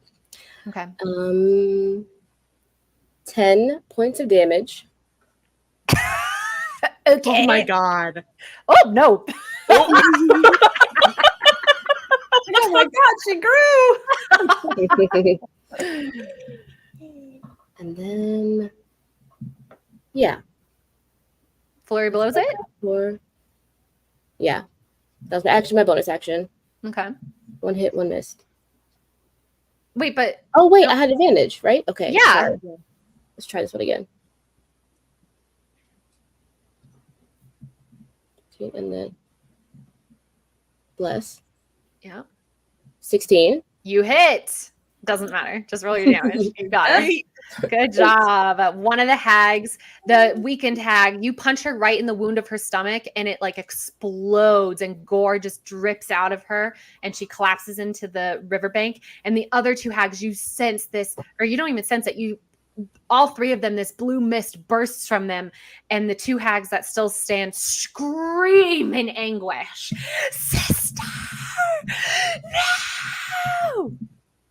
And that's, Okay, question. yes. Because that was a punch, does the remaining damage roll over to the next one or no? You're not within melee of them. You in order to do a cleave, you have to be in melee with them because that's the idea. Is you have a weapon that you're just like. Gotcha. Yeah. Okay, thanks. Very nicely done, Tefram. All right, it is now the hag's turn. That's so sad. Good. But no more magic, Back to the- right? Back to the water, bitch. This hag is going to attack Eku with her claw attack. And is, what are you? Oh, yeah, definitely going to hit. And is going to claw against Eku's face, drag down, leave a like a semicircle path of blood. And it hits Eku for 11 damage. And where's McMuffin? Or Oh my god, that he's just flying around. Whatever. He's just flying around. He's just like, you guys stay to yourself. I don't know. Yeah. He's over there like eating a coconut or something. Yeah, I don't he's know. just watching with interest. He's like, okay. oh, my favorite television show. I love the Blank Page Tavern. That was a very Anna Delvey voice. Oh, that's funny. All right. This hag is going to walk her way over to Tefra and attack with a claw. Does a 16 hit? Oh, no. Oh, nice. She's so angry at you. You just killed her sister. She runs and like charges you and in her anger just completely barrels past and misses you. In fact, she's gonna be right here in that barreling past and missing you. Okay. That is the hag's turn. No longer a coven. Alara, it is your turn. Yay, I'm no longer a sheep. Okay, so I am going to use my longbow and go for 39. Okay. Okay. And she no longer can do the bite. And then I rolled a 4 as well. You rolled a 4? Oh, you No, rolled a 4. Yes, correct. So 17? That hits. All right. Okay. What? Damage. What? 11. Oh, I'm being stupid. An 11? Yeah. Nice. Okay, I don't have the energy to figure out that right now. So 11, so 28. Nice. You do. It does a huge right into her side. And almost like kind of jostles her into Tefra a little bit. She's like, oh, excuse me. Sorry about that. And would you like to do a bonus action or move? Yeah, I think I'll move since Okay. we're going for the fight. I don't want to hit Echo, so Okay. if I can get sort of in between Echo and who's the green again? Micah. Micah. Okay, yeah, so that I can still use my longbow. So back enough that I can. Yeah, that's perfect. 5, 10. Honestly, I'd put you here because I think Okay. if you're in. Actually, Yeah, no, I think 10 is fine. I think you just can't be within melee range, or otherwise it's a disadvantage. Okay. All right. Alara, that's your turn. Micah, it's your turn. I am going to step forward Okay. to get in melee so I can hit this person, this hag, with Mhm. my bolstered quarterstaff from my shillelagh. Go for it. That is a 17. That Didn't hits. even need the bless. Nice. And go away, little box. That is 12 bludgeoning and Oh my god. 2 necrotic. Slay. Nice. 2. Nice. All right. Wait, So she isn't at 2. She'd be at 14. How would you correct her? I want to win legitimately. No, come on. Thank you, Val. Okay, that was Katie. Sorry. That was Thank a you, Katie. Katie. Val would not have. Val would have been like, take the 2, take the 2. Sorry. Thank you, Katie. can I shout to Val and be like, "Are you still hurt?" I think she's good. And then Val, you have to wait until Val's turn to figure out that answer. You have to wait until Val's turn. Okay. All Then- right. Yeah. Micah, that's your turn. Eku's going to go, and she's going to just continue with her quarterstaff. And she hits. And so she's going to roll out damage. And she does 4 damage. 17. Whack! Right on the head. Boom. Okay. And she's not going to move. She is in it to win it. Val, it's your turn. Do we know which one of the two, and is Blonshot, but which one frightened Val and gave her 25 years of psychic damage? I think it was this one. This one's She's going to always- move over to she's going to move to Wait. that one, and as she's Wasn't the one who died? Was it the one who? No. Was it the one in the No. boat? I thought it was the I one in don't the think boat. it was. No, it was the one next to the boat. Okay, so then that's Yeah. this one. That's this one. I'm almost positive. Okay, we're moving to that one. Okay. Are you And not as I run- frightened anymore? I don't think I am. Go And in as when I run past, get rid of frightened. does getting up after a death save stop the fright? Yeah, that condition ended. That Yeah. condition ended. I Yeah. thought you're still frightened when you get back up. Well, for sake of gameplay, I'm playing it like she's not. I'm Okay. yeah, and also that she's taken a lot of damage, and I'm pretty sure Phantasmal Killer is concentration. So, and she's cast other. I think she cast another concentration spell. There's just a lot of reasons why it would have ended by now. So we'll just not deal with that. That's my Colin, I like my rules. I just want to be clear on things. No, yeah, that's Yeah. legitimate. Trying to be honest. For sure. 100%. It's part of the game. We're trying to play the game. It's a game. Games have rules, or else it's just ridiculous, you know? Yeah, Let me enjoy my mechanisms. yeah, I Yeah. like them. I I like am a good chaotic, so you know. All right, Val, go for it. Get your revenge.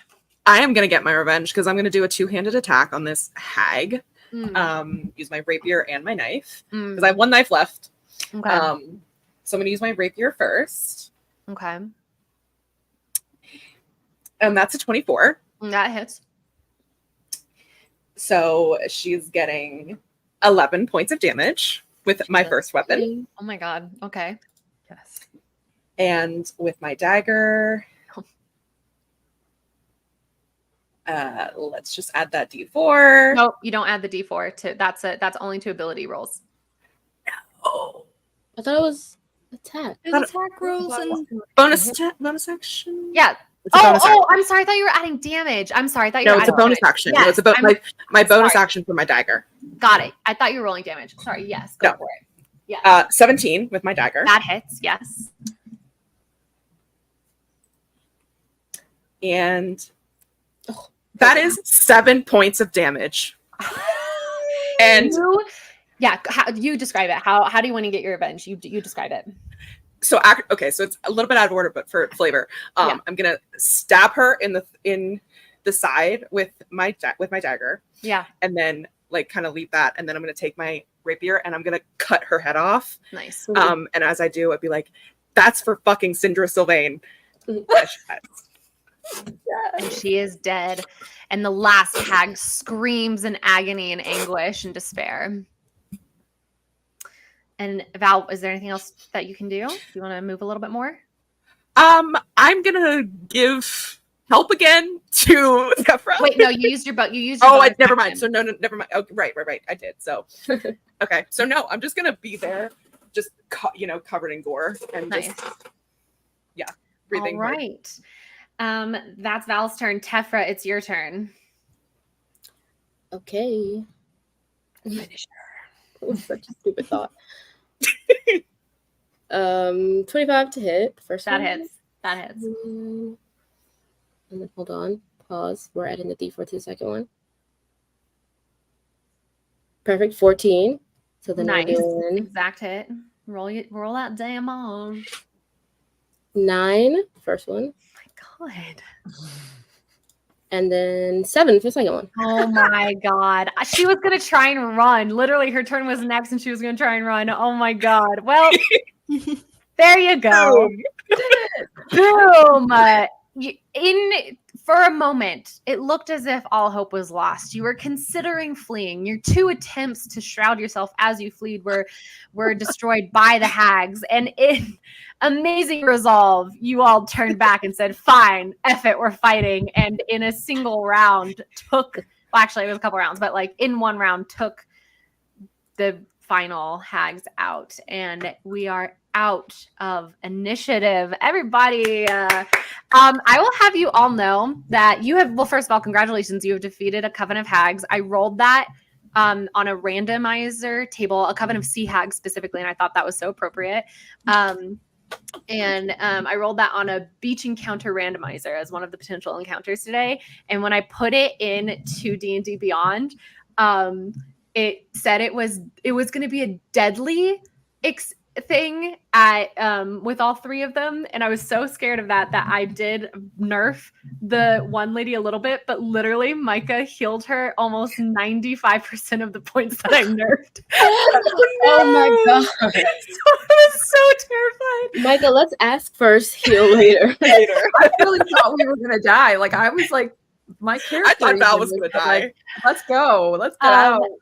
Yeah, that is, you guys did amazing. The XP for that across the whole party, I think, is like think you guys split something like 3,000 XP, but you do split it with Eku, so that does reduce it a little bit. But your guys will do that backstage, but you guys get a decent XP boost from that. And that is where we're going to end today's session, just because we are 20 minutes over our typical time. But yeah, Tefra, what's up? Can we see what they have on their body? Absolutely, Yeah, you can. I'm so glad you asked, because one of the benefits of this is if you defeat the Coven of Hags, there is a treasure drop. So let me go into the randomized table, and yeah, you get to roll for this. So each of you gets to roll a D100. Ooh, first time that's happening, I think. You said everybody? Everybody rolls a D100. Where's the D100? That only goes up to 20. Where is that? It's if you open up the little thing on the side, it's two dice next to each other. It's no, for some reason I thought it'd be on the top, but yeah, I gotcha.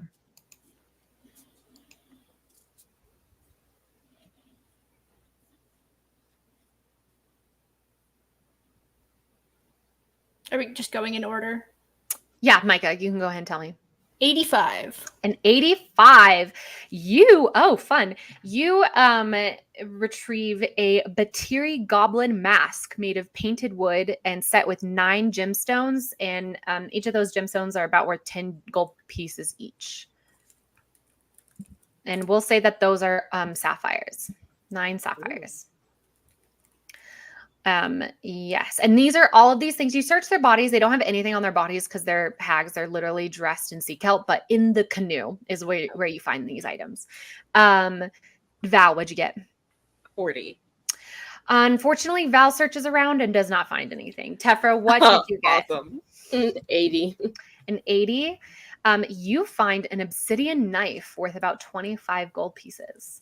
Ooh, slay. And Alara, what'd you get? 16.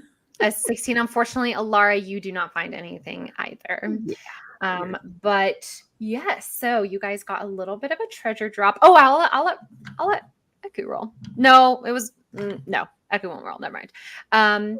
She gets our XP. She should roll.